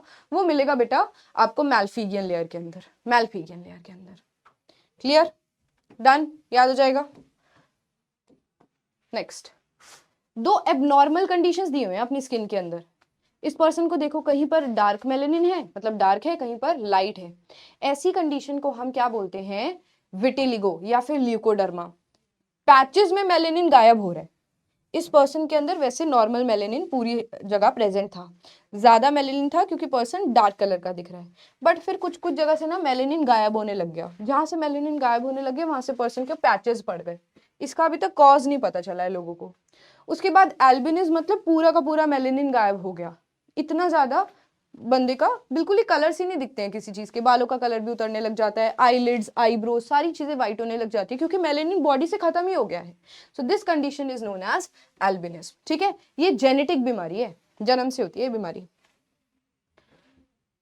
Dermis, now let's talk about dermis. Epidermis के नीचे डर्मिस है, इसके अंदर क्या 3 चीजें प्रेजेंट थी? टिश्यू फाइबर्स, नर्व्स, क्योंकि यहाँ से रिसेप्टर्स प्रेजेंट होते हैं, पेन होता है तो हमारे ब्रेन तक सिग्नल जाता है, ठंडी चीज टच करते हैं तो हमारे ब्रेन तक सिग्नल जाता है, इसके अंदर रिसेप्टर्स पड़े हुए हैं। और इसके अंदर क्या पड़ा हुआ है? तीसरी चीज क्या थी? ब्लड वेसल्स, ब्लड वेसल्स, ठीक है। थिक लेयर है, किससे बनी है? इलास्टिक फाइबर से बनी हुई है। टफ है, फ्लेक्सिबल है. The outer region of dermis is raised into numerous processes called papillae which contain blood capillaries and nerve endings. ये क्या कह रहा है? ये कह रहा है कि देखो भाई, ऊपर तो तुम्हारी एपिडर्मिस लेयर हो गई और उसकी 3 लेयर्स भी हो गई, ठीक है. फिर जो डर्मिस है ना, डर्मिस लेयर ऊपर कोशिश करती है बाहर निकलने की, ऐसे बाहर निकलने की कोशिश करती है, पूरी बाहर नहीं निकल पाती है, बट डर्मिस एपिडर्मिस के अंदर जाने की कोशिश कर रही है. तो ये जो पहाड़ बन गए हैं, ये इसकी कोशिश है ऊपर जाने की, और इस पहाड़ की टिप को हम क्या बोलते हैं? पेपिला. क्या बोलते हैं? पेपिला. यही बोला हुआ है उसने, ठीक है. Small processes called papillae. Sharp sense of touch in the skin of the finger tips enable the blind. अब यहीं पर बेसिकली हमारे नर्व सेल्स पड़े हुए हैं, ठीक है. ऐसे ऐसे बहुत सारे नर्व सेल्स पड़े हुए होंगे सिग्नल को प्रोवाइड करने के लिए. अब यहाँ पर जो ब्लाइंड पर्सन है, उसके नर्व सेल से ही सिग्नल जाएगा, उसने किसी चीज को टच किया है, हाँ बेटा, सिग्नल एपिडर्मिस को क्रॉस करते हुए डर्मिस तक पहुंचेगा, हमें सेंसेशन हो जाएगा बेसिकली, एंड फिर ये सेंसेशन कहाँ जाएगा? हमारे ब्रेन तक जाएगा. बहुत ही पतली होती है एपिडर्मिस हमारी. कहीं तुम सोचो कि मैम इतना डिस्टेंस आपने बना दिया, यहाँ से पर्सन टच कर रहे हैं, रिसेप्टर ने कैसे पकड़ लिया? बेटा it is very very thin, तो हमारे रिसेप्टर्स उस सिग्नल को ले सकते हैं. फिर देयर आर सेंसेस और भी ज्यादा बढ़ जाते हैं नीचे की तरफ, और ब्लड वेसल्स तो हैं ही इसके अंदर, ब्लड वेसल्स जा रही है, ऊपर नहीं जाता ब्लड. जब तक कभी तुम देखते हो कि हल्की सी चोट लगती है, जैसे सेफ्टी पिन तुम घुसाते हो, कभी कभी किया है? सेफ्टी पिन ना ऐसे हम घुसा लेते थे स्किन के अंदर, खून नहीं निकलता था और स्किन के अंदर भी वो घुस जाती थी. वो एपिडर्मिस के अंदर हम घुसाते थे, स्ट्रैटम कॉर्नियम के अंदर स्पेशली. देन आगे बढ़े. Now we are talking about the derivatives of the skin. Let me have a look in the book. कुछ रह तो नहीं गया? डायग्राम देख रहे हो तुम जरा अपनी बुक के अंदर? एक जो डायग्राम दिया हुआ है पूरा का पूरा, वो देखोगे. कौन सा? ब्लैक एंड व्हाइट वाला, vertical section of human skin. उसमें स्ट्रैटम कॉर्नियम देख पा रहे हो सारे, ग्रैनुलर लेयर देख पा रहे हो, स्ट्रैटम मैल्फिकाई देख पा रहे हो. बस ये 3 लेयर्स देख लो. उसके बाद डर्मिस पे आ जाओ. डर्मिस में तो बहुत कुछ दिख रहा है आपको. तो डर्मिस में क्या क्या है वो तुम्हें अभी समझ आ जाएगा. डर्मिस के अंदर तुम्हें पैपिले दिख रहे हैं ऊपर उठते हुए, लोकेट कर पा रहे हो, ठीक है. पैपिले दिख रहे हैं. फिर डर्मिस के अंदर तुम्हें बहुत सारे डेरिवेटिव्स ऑफ स्किन दिखेंगे, जैसे किसी के अंदर सिबेशियस ग्लैंड्स है, इसी के अंदर स्वेट ग्लैंड भी दिखेगा. फिर इसके अंदर हेयर निकलता हुआ दिखेगा, हेयर फॉलिकल दिख रहा है, ब्लड वेसल्स दिख रहा है, जिसको अलग से इन्होंने आर्टरी और वेन की तरह क्लासीफाई किया हुआ है. ना हेयर की बात करें, हेयर जो है वो कहाँ है? डर्मिस के अंदर है, ठीक है. तो देखो, ये हमारी डर्मिस लेयर, ये हमारी डर्मिस है. हेयर को मैं ब्राउन कलर से बना रही हूँ. हमारा हेयर जो है वो थोड़ा सा से टेढ़ा प्रेजेंट होता है. नीचे जाते हैं जब, तो हेयर जो है वो ऐसे थोड़ा सा थिक हो जाता है, जिसको हम क्या बोलते हैं? Hair bulb. क्या बोलते हैं इसको हम? Hair root. हेयर रूट जो है वो थोड़ी सी स्वोलन है बेसिकली, ठीक है. Hair shaft is the part which projects from the skin. जो बाहर निकल रहा है वो हेयर शाफ्ट है, ठीक है. Slightly below the epidermis. In normal situations they lie obliquely to the skin, थोड़ा सा ऑब्लिकली होता है. उसके बाद hair root is the part embedded within the dermis. तो नीचे जो जा रहा है वो क्या है? हेयर रूट बोलेंगे इसको. सबसे लोवेस्ट पार्ट जो हेयर रूट का है वो ऐसे फूला हुआ है, जिसको हम हेयर बल्ब बोल सकते हैं, ठीक है. इतनी बात समझ आई? हेयर शाफ्ट, अंदर जा रहा है रूट, नीचे वाला पार्ट फूल गया, तो फूले हुए पार्ट को हेयर बल्ब बोल दो, सिंपल. अब इसके अंदर डर्मिस थोड़ी सी अंदर आने की कोशिश करती है, ठीक है, ताकि वो अपना ब्लड वेसल का सप्लाई दे सके. तो इसीलिए ये जो आपने अंदर की तरफ देखा ना, हेयर बल्ब के अंदर एक प्रोजेक्शन है, इसको हम क्या बोलेंगे? Hair papilla. मैंने अभी देखो पेपिला वर्ड हमने किया, कुछ भी मुश्किल नहीं है. डर्मिस जो है वो एपिडर्मिस के अंदर घुसने की कोशिश कर रहा था. कैसे घुस रहा था? कैसे घुस रहा था डर्मिस? ये डर्मिस है, ये डर्मिस है, ये एपिडर्मिस में ऐसे घुसने की कोशिश कर रही थी, इसीलिए हमने इसको पेपिले बोला था. अब डर्मिस का ये वाला पार्ट भी ना इसके अंदर ऐसे घुसने की कोशिश करता है, तो इसने हेयर को बीच में से, बल्ब को बीच में से ऐसे खाली कर दिया, इसको हम हेयर पेपिला बोल सकते हैं. इसने ऐसा क्यों किया? बेटा ये अच्छा है, इसका काम ये है, ये चाहता है कि ब्लड वेसल्स का जो न्यूट्रिशन है ना, ब्लड वेसल पूरे यहाँ नहीं जाएंगे, बट वो चाहते हैं कि इसका न्यूट्रिशन हेयर तक पहुंच सके. तो पेपिले का काम है हेयर के अंदर न्यूट्रिशन प्रोवाइड करना, ठीक है. फिर उसके बाद आता है एक hair follicle. What is hair follicle? देखो इसी हेयर के बाहर ना एक एपिथेलियल सेल्स की पतली सी लेयर पड़ी हुई है, पतली सी एक लेयर पड़ी हुई है. इसको हम हेयर फॉलिकल बोलते हैं। यहाँ पे ही सेल्स जो है नरिशमेंट लेते हैं, ब्लड वेसल्स आते हैं। हम बोलते हैं ना अच्छा खाना खाएंगे, अच्छे न्यूट्रिएंट्स लेंगे तो हमारे बालों हेल्दी हो जाएंगे। तो बेटा वो न्यूट्रिएंट्स इसी ब्लड से जा रहे हैं हमारे हेयर के अंदर। यहीं पे नए नए हेयर सेल्स की ग्रोथ हो रही है, नया केराटिन बन रहा है, तो हमारे हेयर सेल्स की ग्रोथ स्टार्ट हो रही है। ठीक है, so hair follicle is the outer epithelial tissue of hair root. लिखा नहीं हुआ क्या? देखें, बताती हूँ, देखो तो, hair follicle is a structure enclosing the hair root. यही बताया था, हेयर रूट को एनक्लोज कर रहा है बेटा। यहां पर लिख सकते हैं हम, what is this part? This is hair root. Hair root, the swollen part is hair bulb, the outer part is hair shaft, जो कि कहां तक बाहर जा रहा है? एपिडर्मिस को क्रॉस करते हुए बाहर जा रहा है। ठीक है, हेयर फॉलिकल के लिए लिखा हुआ है, it is a structure enclosing the hair root, it is composed of epithelial tissue. सही है, एक लेयर बनाई मैंने एपिथेलियल टिश्यू की, और कह रहा है साथ ही ना कनेक्टिव टिश्यू की लेयर लगी हुई है। Hair bulb and the hair follicle, hair bulb और हेयर फॉलिकल एक साथ हमारी हेयर की ग्रोथ और इलोंगेशन के लिए रिस्पॉन्सिबल होते हैं। यहीं पर बेस पर नए नए सेल्स ऐड होते रहते हैं, और यहां पर क्योंकि केराटिन प्रोटीन है, यहां पर मेलेनिन भी है। मेलेनिन, मेलेनिन डार्क हेयर के लिए रिस्पॉन्सिबल होता है। तो हम देखते हैं ना, अंग्रेज जो होते हैं बिल्कुल white white colour, blonde bleach ऐसे हेयर कलर होता है उनका, क्योंकि उनके अंदर कम मेलेनिन है। हम इंडियंस के बाल बहुत ज्यादा ब्राउन, घने काले, थोड़े ब्राउन, मेलेनिन की वजह से। ठीक है, तो हेयर का मेलेनिन यहाँ लोकेटेड है नीचे। So this was all about hair. Now what is the meaning of pilo erection? Pilo erection, goose bumps आते हैं, गूज बम्स आते हैं, हमें बहुत ज्यादा रोंगटे खड़े हो जाते हैं जब हमारे, दैट इज पाइलो इरेक्शन। इसको गूज फ्लेक्स फ्लेक्स भी बोला जाता है, गूज फ्लैश, सॉरी, गूज फ्लैश भी बोला जाता है। अब इसमें क्या है, बेसिकली हमारे हेयर के साथ ही हेयर का ये जो पूरा अरेंजमेंट है, देखो ये देखो, फिर से देखो हेयर को, यहाँ नीचे आपको पेपिला दिख रहा है, दिस इज हेयर पेपिला। ये हेयर बल्ब हो गया, ये नीचे आपका सारा कनेक्टिव टिश्यू पड़ा हुआ है। उसके साथ हेयर को ही सराउंड करते हुए बाकी ग्लैंड्स भी दिख रहे हैं यहाँ पर, सिबम और सिबेशियस ग्लैंड, देखो ये यहाँ आसपास पड़े हुए हैं। बट यहाँ पे पाइलो इरेक्शन के अंदर इस मसल को देखो तुम, इरेक्टर मसल दिख रही है। This erector muscle is attached to the hair follicle, या हेयर रूट के साथ ही अटैच्ड है। तो अगर ये मसल कॉन्ट्रैक्ट करेगी तो जो तुम्हारा लेटा हुआ बाल है वो सीधा हो जाएगा। इरेक्टर मसल के अंदर सिग्नल जाता है जब भी हम चौंक जाते हैं एंड जो भी हमारी बॉडी के अंदर रिएक्शंस आती है, तो इरेक्टर मसल कॉन्ट्रैक्ट कर जाएगी, ये यहाँ से कनेक्टेड है, कॉन्ट्रैक्ट कर जाएगी। इरेक्टर मसल के कॉन्ट्रैक्शन की वजह से हमारा जो हेयर शाफ्ट है वो सीधा हो जाता है। इसी को हम बोलते हैं गूज बम्स आ जाना। ठीक है, derivatives of skin, hair follicle, देखो यहाँ लिखा हुआ है सारे हेयर फॉलिकल के बारे में, ये मैं पढ़ा चुकी हूँ बेटा, प्लीज रीड इट। जितना रीड करोगे, जितनी बार बुक की लैंग्वेज रीड करोगे, उतना ज्यादा तुम्हारे दिमाग में बैठेगा। नेल्स की बात करते हैं, देखो अपने नाखून को, जहाँ नेल पेंट लगाते हैं सुंदर सुंदर, देखो मैंने नेल आर्ट कराया था, खराब हो गया अब तो, भारती मैम की शादी पे कराया था।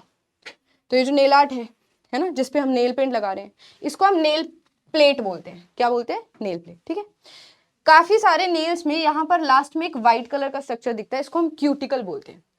नेल के अंदर कौन सा प्रोटीन है? केराटिन प्रोटीन, इसलिए हम केराटिनेशियस प्लेट बोल सकते हैं। ठीक है, basically which grow as dead cells from nail root which lies below the skin at the base. अच्छा, एक और चीज देखो, ये तो नेल पेंट थी जहां पे मैंने येलो कलर की नेल पेंट लगा दी, ऑरेंज कलर की नेल पेंट लगा दी। ठीक है, उसके जस्ट नीचे इस नेल को हटा देंगे तो ये जो पर्पल कलर का दिख रहा है, इसको हम क्या बोलते हैं? Nail bed. क्या बोलते हैं इसको? Nail bed. तो नेल हटा दो, उसके नीचे नेल का बेड पड़ा हुआ है, विच इज नेल बेड। ठीक है, और यहां साइड में क्या पड़ा हुआ है? क्यूटिकल पड़ा हुआ है। साइड में क्या पड़ा हुआ है? Cuticle. Plate, hard part, outer part, dead keratin cell से मिलकर बना हुआ है, जिसपे हम नेल पेंट लगाते हैं। इसमें कोई आपको ज्यादा पेन भी नहीं होता है ना, ग्रो करता रहता है। ये डेड सेल्स, इनका कोई काम नहीं है सच। उसके बाद नेल को हटा दिया तो नीचे बेड या रूट पड़ा है, it lies below the nail plate. ठीक है, उसके बाद matrix, it lies just below the skin surface at the base of the nail. ये मैट्रिक्स क्या है? ये मैंने नेल बनाया, यहाँ पर एक चांद जैसा स्ट्रक्चर तुम्हें दिखता है व्हाइट कलर का, जिसको अभी हम नेल क्यूटिकल बोल रहे थे, वही है। It is usually visible as whitish half moon at the base of the nail. यहाँ पर नए नए सेल्स बनते हैं, नए सेल्स बाहर वाले सेल्स को आगे की तरफ पुश करते हैं, जिसकी वजह से हमारे नेल्स ग्रो करते हुए हमें दिखते हैं। सिबेशियस ग्लैंड्स, सिबेशियस ग्लैंड्स वही डेरिवेटिव है स्किन का, डर्मिस में मिलेगा। अब ये ग्लैंड सिबम नाम का ऑयल प्रोड्यूस करता है, पूरी स्किन के ऊपर पड़ा हुआ है। स्किन को ध्यान से देखोगे तो उसके अंदर छेद दिखेंगे। ठीक है, तो सिबम ग्लैंड का काम क्या है? सिबेशियस ग्लैंड्स का काम क्या है? एक ऑयल बनाना जिसको हम सिबम बोलते हैं। क्यों बना रहा है ये ऑयल? ये हमारे हेयर को लुब्रिकेट करने के लिए, हमारे स्किन को लुब्रिकेट करने के लिए, क्योंकि ऑयल हमारी स्किन की लेयर को डिपॉजिट कर रहा है तो पानी भी आसानी से भाप बनकर नहीं जा सकता, तो पानी भी बचा कर रखता है हमारी स्किन के अंदर। They give out oily secretion which makes hair and outer surface of the skin oily and waterproof. Waterproof क्यों करना है? क्योंकि हम इवापोरेशन नहीं करना चाहते हैं। डन, यही बात है, ठीक है। सिबेशियस ग्लैंड्स, ना सिबेशियस ग्लैंड्स की दिक्कत क्या क्या है? सिबेशियस ग्लैंड्स, इसका एम तो बहुत अच्छा है, हमारी स्किन को ऑयली रखना चाहता है, मॉइस्चराइज रखना चाहता है, ड्राई नहीं करना चाहता, ठीक है।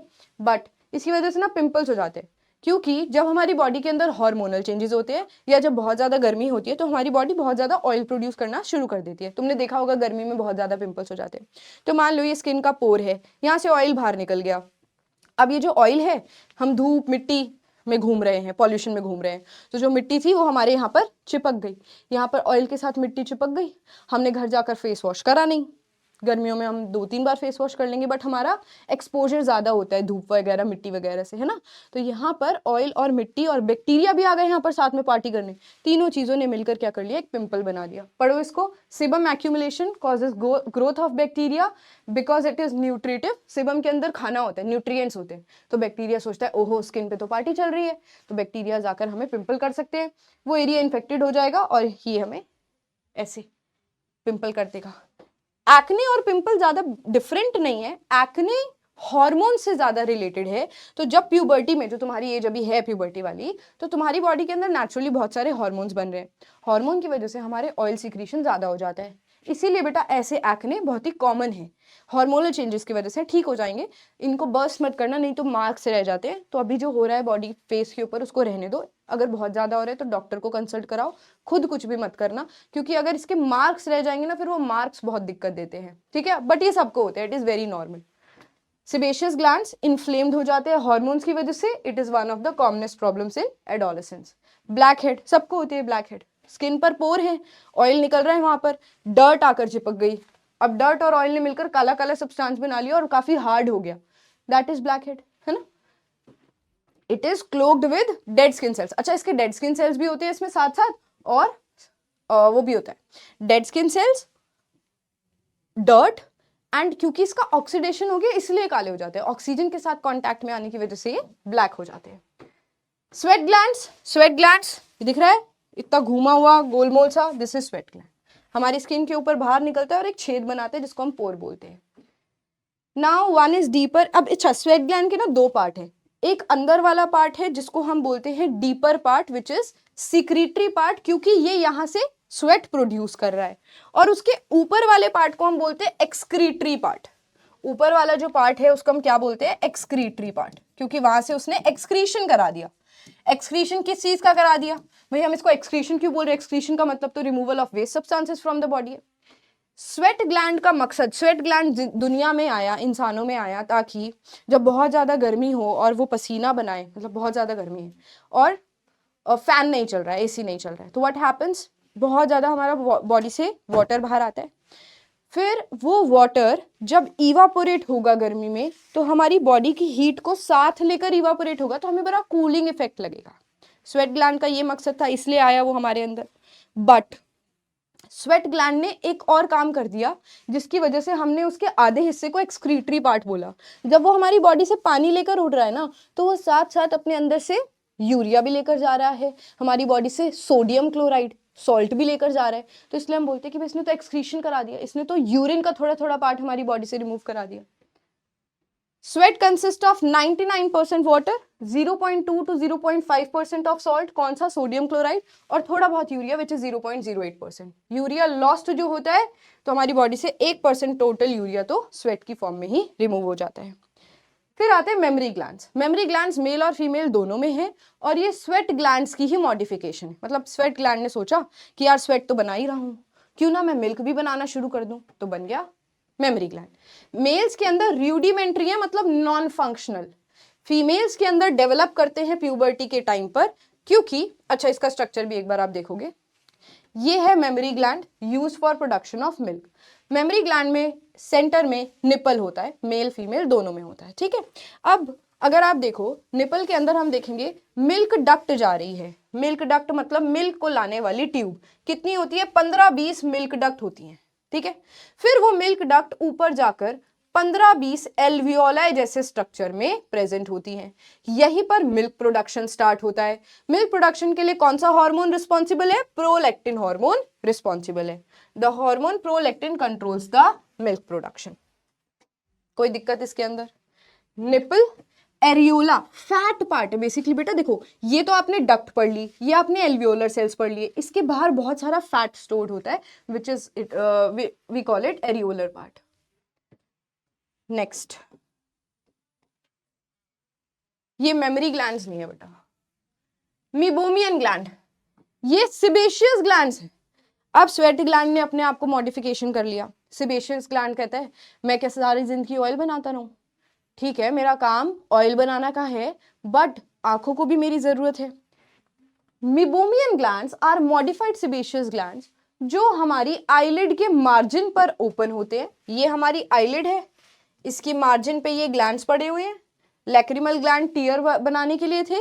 ये एक तरीके का ऑयल सीक्रीट करते हैं ताकि हमारी आंखों में ड्राइनेस ना आए और लुब्रिकेशन बनी रहे। कोई दिक्कत इसमें? मीबोमियन ग्लैंड 1 नंबर या 2 नंबर का क्वेश्चन आ सकता है।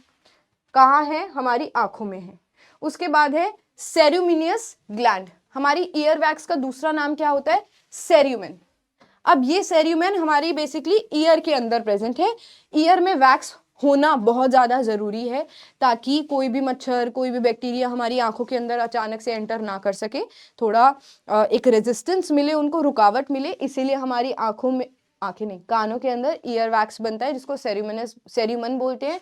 एंड यहाँ पर ग्लैंड्स प्रेजेंट है जिनको हम क्या बोलते हैं? सेर्यूमिनस ग्लैंड्स। ठीक है, किससे बचा रहे हैं? कान ड्राई ना हो जाए, इंसेक्ट्स ना घुस जाए और कोई फॉरेन ऑब्जेक्ट आसानी से ना घुस जाए। तो ईयर वैक्स अपने कानों के लिए अच्छी है, बहुत ज्यादा अच्छी भी नहीं है, हमें साफ कर लेना चाहिए, बट इतनी बुरी भी नहीं है कि हम हर दूसरे दिन अपने कानों की वैक्स को साफ करते रहें। अब 2-3 दिन में अपनी ईयर वैक्स को क्लीन करो, बट बहुत ज्यादा क्लीन भी नहीं करना होता है क्योंकि आपको इसका फंक्शन पता चल गया। Then skin and heat regulation of body. हम कैसे एनिमल है बेटा? हम है एंडोथर्मल। हमारी ब्लड, हमारा बॉडी का टेम्परेचर 37 डिग्री सेल्सियस मेंटेन करके रखता है। कम ज्यादा होगा तो हम बीमार हैं, इसका मतलब बाहर का टेम्परेचर कितना भी हो जाए हमारा बॉडी का टेम्परेचर फिक्स रहेगा। इसीलिए हम क्या है? एंडोथर्मल। एंडो मतलब अंदर, थर्मल मतलब हीट, हमारी बॉडी की हीट हमारे अंदर ही रहेगी। The body temperature of cold blooded animals, cold blooded बाहर के हिसाब से इनके बॉडी का टेम्परेचर रेगुलेट करते हैं, इसलिए इसको एक्टोथर्मल भी बोलते हैं और इनको हम पोइकिलोथर्म्स भी बोलते हैं। सारी टर्म्स तुम्हें याद होनी चाहिए। तो जब बहुत ज्यादा गर्मी होती है ना तो ये एस्टिवेशन कर जाते हैं, समर स्लीप, समर में गायब। फिर सर्दी के टाइम पे ये हाइबरनेट कर जाते हैं जिसको हम क्या बोलते हैं? Winter sleep. जैसे छिपकलियां गायब है, अब विंटर्स में नहीं आएंगी, गर्मियों में आएंगी। कहाँ चली गई? हाइबरनेशन में चली गई। Then the term cold-blooded or warm-blooded have been substituted by poikilotherms and homeotherms. Learned? Now heat production. हमारी बॉडी के अंदर हीट प्रोडक्शन कैसे हो रही है भाई? हमारी बॉडी के अंदर इतनी सारी केमिकल रिएक्शंस हो रही हैं, हम एटीपी बनाते हैं ग्लूकोज को ब्रेक करके, तो एनर्जी प्रोड्यूस हो रही है। एनर्जी के अंदर साथ साथ कैलोरीज भी रिलीज होंगी, कैलोरीज इज हीट ओनली। ठीक है, सो केमिकल रिएक्शन जो हमारी बॉडी के अंदर हो रही है, अगर हम बहुत ज्यादा एक्सरसाइज करते हैं तो बहुत गर्मी लगती है ना, that is again a method of producing heat. And जो हम गर्म चीजें खाते हैं उसमें भी कुछ हीट प्रोड्यूस होती है। हमारी बॉडी से हीट रिलीज कैसे होती है? 85% तो स्किन से रिलीज होती है। लंग्स, जब तुम अपनी ऐसे ऐसे एक्सहेल करके देखो तुम्हें गर्म हवा लगेगी, थोड़ा सा टेम्परेचर जो ज्यादा आपको लग रहा है, that is because of warm air जो हमने अपने लंग्स से रिलीज किया। यूरिन और फीसिस भी बॉडी से एलिमिनेट होते हैं तो बॉडी टेम्परेचर पर रहते हैं, बट थोड़े से हीट को लेकर साथ निकलते हैं। फूड्स की अगर हम बात करें, heat is lost when cold food, water और cold beverages are taken into the body. जब हम कोल्ड चीजें लेते हैं तो भी हमारी बॉडी से हीट रिलीज होती है। Now temperature regulation. What is temperature regulation? How does it happen? Basically हमारी बॉडी जो है अपनी बॉडी के टेम्परेचर को अंदर को 37 डिग्री सेल्सियस कैसे मेंटेन कर पा रही है? हमारा बहुत बड़ा देवता ग्लैंड हाइपोथैलेमस ग्लैंड ये काम करता है। हाइपोथैलेमस हमारे फोरब्रेन का पार्ट है, ये थर्मोस्टैट की तरह काम करेगा। थर्मोस्टैट मतलब heat stat, heat static, same heat. When the body tends to cool below the normal temperature, it switches on और speeds up the heat production process. जब बहुत ज्यादा हमारी बॉडी कूल हो गई है तो ये स्विच ऑन हो जाएगा और हीट प्रोड्यूसिंग बढ़ा देगा बॉडी के अंदर। और जब बॉडी बहुत ज्यादा हीट हो गई है तो कूलिंग प्रोसेस को जनरेट कर देता है। अब सच में ऐसा कुछ नहीं है कि हमारी बॉडी के अंदर पंखे चलने लग गए हैं। क्या हो रहा है देखो, वेसोकंस्ट्रिक्शन और वेसोडाइलेशन। वेसोकंस्ट्रिक्शन, ब्लड वेसल्स का साइज छोटा कर देना, दिस इज वेसोकंस्ट्रिक्शन। ये कैसे हुआ? बाहर का टेम्परेचर अभी जो जैसे अभी सर्दियां चल रही हैं, बाहर टेम्परेचर बहुत कम है, हमारी ब्लड वेसल्स छोटी हो गई हैं, स्किन तक ब्लड सप्लाई कम हो गया। अब हीट जो है वो कम बाहर जाएगी, कन्वेक्शन नहीं होगा, कंडक्शन नहीं होगा, रेडिएशन नहीं होगा, मतलब बहुत कम होगा, वेपराइजेशन भी, पसीना भी नहीं आता हमें इस टाइम पर। The blood supply to the skin is reduced, the sweat gland also produce less sweat, sweat gland भी कम स्वेट बनाते हैं। नेचुरल मेथड है अपनी बॉडी की हीट को बचाने का। जब वेसोकंस्ट्रिक्शन होता है, क्योंकि हमारे स्किन में ब्लड सप्लाई कम हो जाता है तो हम थोड़े पेल से दिखते हैं, ब्लूइश सी स्किन दिखती है हमारी। हीट प्रोडक्शन को इंक्रीज कैसे करेंगे? By the metabolic rate and through increase muscular activity. तुमने कभी देखा है जैसे ठंड में हमें कांपते हैं हम, वो कांपना किस लिए? ताकि हमारी बॉडी ज्यादा हीट प्रोड्यूस कर सके, हाइपोथैलेमस ने सिग्नल दिया। दूसरा, ठंड में ना भूख ज्यादा लगती है, क्योंकि हमारी बॉडी जल्दी जल्दी खाने को डाइजेस्ट कर रही है, और वो डाइजेस्टेड जल्दी जल्दी डाइजेशन हो रहा है, मेटाबॉलिक एक्टिविटी हमारी बॉडी ने फास्ट कर दी तो डाइजेशन हो गया, फिर हमारी बॉडी और डिमांड करती है खाने की, क्योंकि उसको अपना मेटाबॉलिक रेट बढ़ाना है। मेटाबॉलिक रेट बढ़ाने से क्या होगा? हीट ज्यादा मिलेगी, इसलिए सर्दियों में भूख ज्यादा लगती है। ठीक है, फिर आ जाओ वैसोडाइलेशन, सब कुछ उसका उल्टा है। वैसोडाइलेशन में क्या होगा? वैसोडाइलेशन में ब्लड वेसल्स काफी ज्यादा थिक हो जाएंगी। देखो ये पतली हैं, यहाँ पर थिक ब्लड वेसल्स हैं, जब ये स्किन तक पहुंची, ज्यादा स्किन तक ब्लड सप्लाई हो रहा है, थिक हो गई हैं, तो हीट जो है वो बहुत अच्छे से रेडिएट हो पा रही है, निकल पा रही है हमारी स्किन से। हीट स्ट्रोक, सनस्ट्रोक, ये is a condition in which sweat production is unable to keep pace with its evaporation in very hot winds। जब हम लू चलती है तो हम बहुत जल्दी बीमार हो सकते हैं, क्योंकि हमारी बॉडी उस टाइम पर स्वेट नहीं प्रोड्यूस कर पा रही है, और स्वेट की वजह से हीट बाहर नहीं जा पा रही है, बहुत ज़्यादा हीट हमारी बॉडी के अंदर रह गई, इसलिए बोलते हैं ना लू लग गई, हिंदी में बोलते हैं। दैट इज बिकॉज कि हमारी बॉडी स्वेट से हीट को बाहर नहीं निकाल पाई, एंड वी गेट सनस्ट्रोक या फिर हीट स्ट्रोक। तो ये कभी कभी बहुत ज़्यादा बीमार कर सकता है हमें। इससे बचने के लिए हमें क्या करना है? ज़्यादा गर्मी में या लू के टाइम पे घर से बाहर मत निकलो, और सनबर्न से बचाने के लिए सनस्क्रीन लगाओ। Name the 3 sub layers of the epidermis from outer to inner. Outer to inner बताना है, स्ट्रैटम कॉर्नियम, फिर लिख लोगे आंसर, स्ट्रैटम कॉर्नियम, फिर स्ट्रैटम ग्रैनुलोसा और stratum malpighii. Next, stratum corneum is made of dead cells having keratin. True. The malpighian layer is hard and resistant to bacterial invasion. Malpighian layer सबसे अंदर वाली hard थोड़ी होती है बेटा, false. Germinative layer है, soft होती है। The pigment melanin which imparts coloration to the skin, ये मैल्फिगियन लेयर के अंदर ही थी। True. Next, the dermis is very thick on palms and soles. True. Now, let's match this. ये आपका skeleton वाला question है। Humerus or shoulder girdle and 2 adjacent vertebrae, skull and upper end of the bone, bones of brain box, rib and breastbone। जरा करना इस question को जल्दी जल्दी जल्दी जल्दी जल्दी जल्दी, 10 seconds दे रही हूँ, end करेंगे क्लास, जल्दी से questions खत्म करेंगे। किया? चेक करो। ह्यूमरस और शोल्डर गर्डल है हमारे, बॉल एंड सॉकेट जॉइंट का एग्जांपल है, ग्लिनोइड और एसिटाब्यूलम कैविटी, 2 एडजेसेंट वर्टिब्रे, एटलस और एक्सिस की बात हो रही है, दीज आर ग्लाइडिंग जॉइंट। उसके बाद skull and upper end of the backbone, हमारा स्कल और बैकबोन का ऊपर एंड पिवट जॉइंट, एटलस और एक्सिस की वजह से ये पिवट जॉइंट हो रहा है। ठीक है। Bones of brain box, fissures से जिसमें immovable, rib and breast bone partially movable. Clear है? Next, name the parts of the skeleton where the following are located. Transverse process, vertebrae में located थे, जो मैं अपने दिमाग पर ऐसे माथे पर X बनाती थी, ये ट्रांसवर्स प्रोसेस थे। उसके बाद ग्लिनोइड कैविटी, शोल्डर में, पेक्टोरल गर्डल में, शोल्डर ब्लेड पीछे जा रही है जो बोन आपकी है ना, दैट इज स्कैपुला जिसको हम बोलते हैं, शोल्डर ब्लेड। एसिटाब्यूलम, जैसे एसिटाब्यूलम हमारी हिप गर्डल वाली कैविटी को बोलते हैं। हो जाएगा, देख लेना answer. Next, name any 2 parts of your body where the supporting skeleton is made of cartilage instead of bones, nose or ear। Next, the main constituents of human skeleton, आ जाओ भाई, the main constituent of human skeleton, bone, cartilage, ligament. Two main divisions of human skeleton, axial and appendicular. 4 parts of axial skeleton, skull, vertebral column, sternum, ribs. यही है, हाँ जी. फिर 5 regions of vertebral column, cervical, thoracic, lumbar, sacrum, coccyx. 4 kinds of freely movable joints, gliding, ball and socket, hinge joint, pivot joint.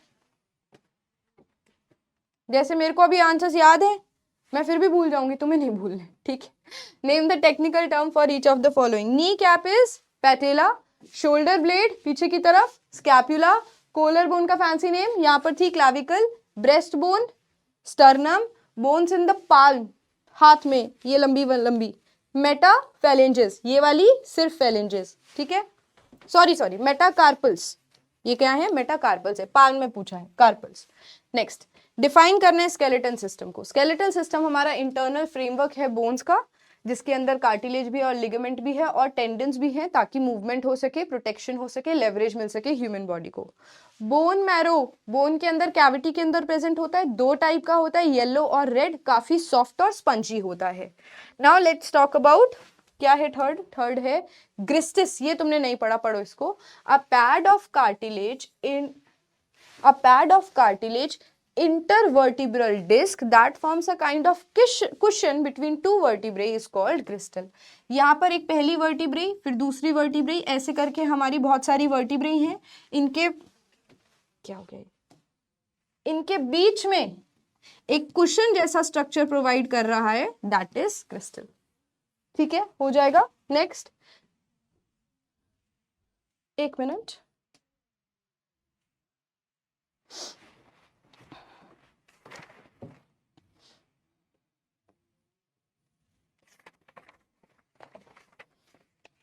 Checking something, एक second रुकना.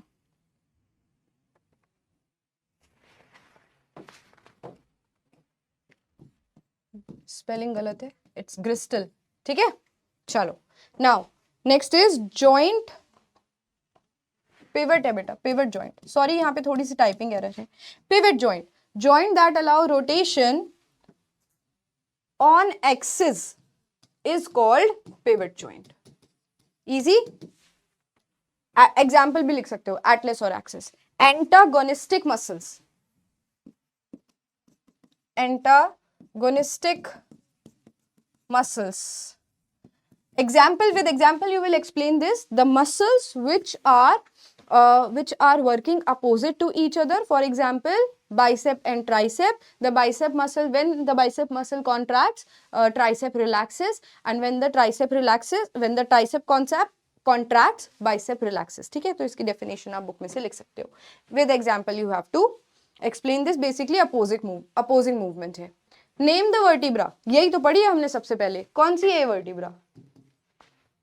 Atlas. It is atlas. Where is this vertebra located? सबसे पहले just below the skull. Label the guideline 1, 2 और 3. 1 is neural spine,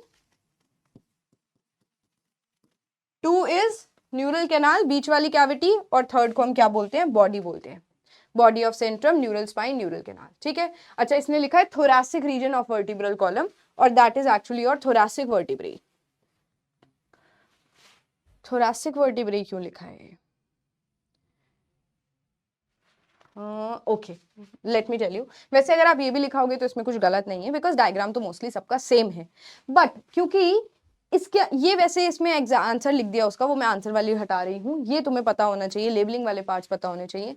but अगर paper के अंदर question में hint दिया हुआ है कि न्यूरल स्पाइन लंबा है, तब तुम समझ जाना कि वो थोरैसिक वर्टिब्रे की बात कर रहा है. यहाँ पर कोई हिंट नहीं दिया हुआ, तो आपका ये वाला आंसर गलत नहीं होगा. Atlas would be fine. सबसे पहले वर्टिब्रे है ना.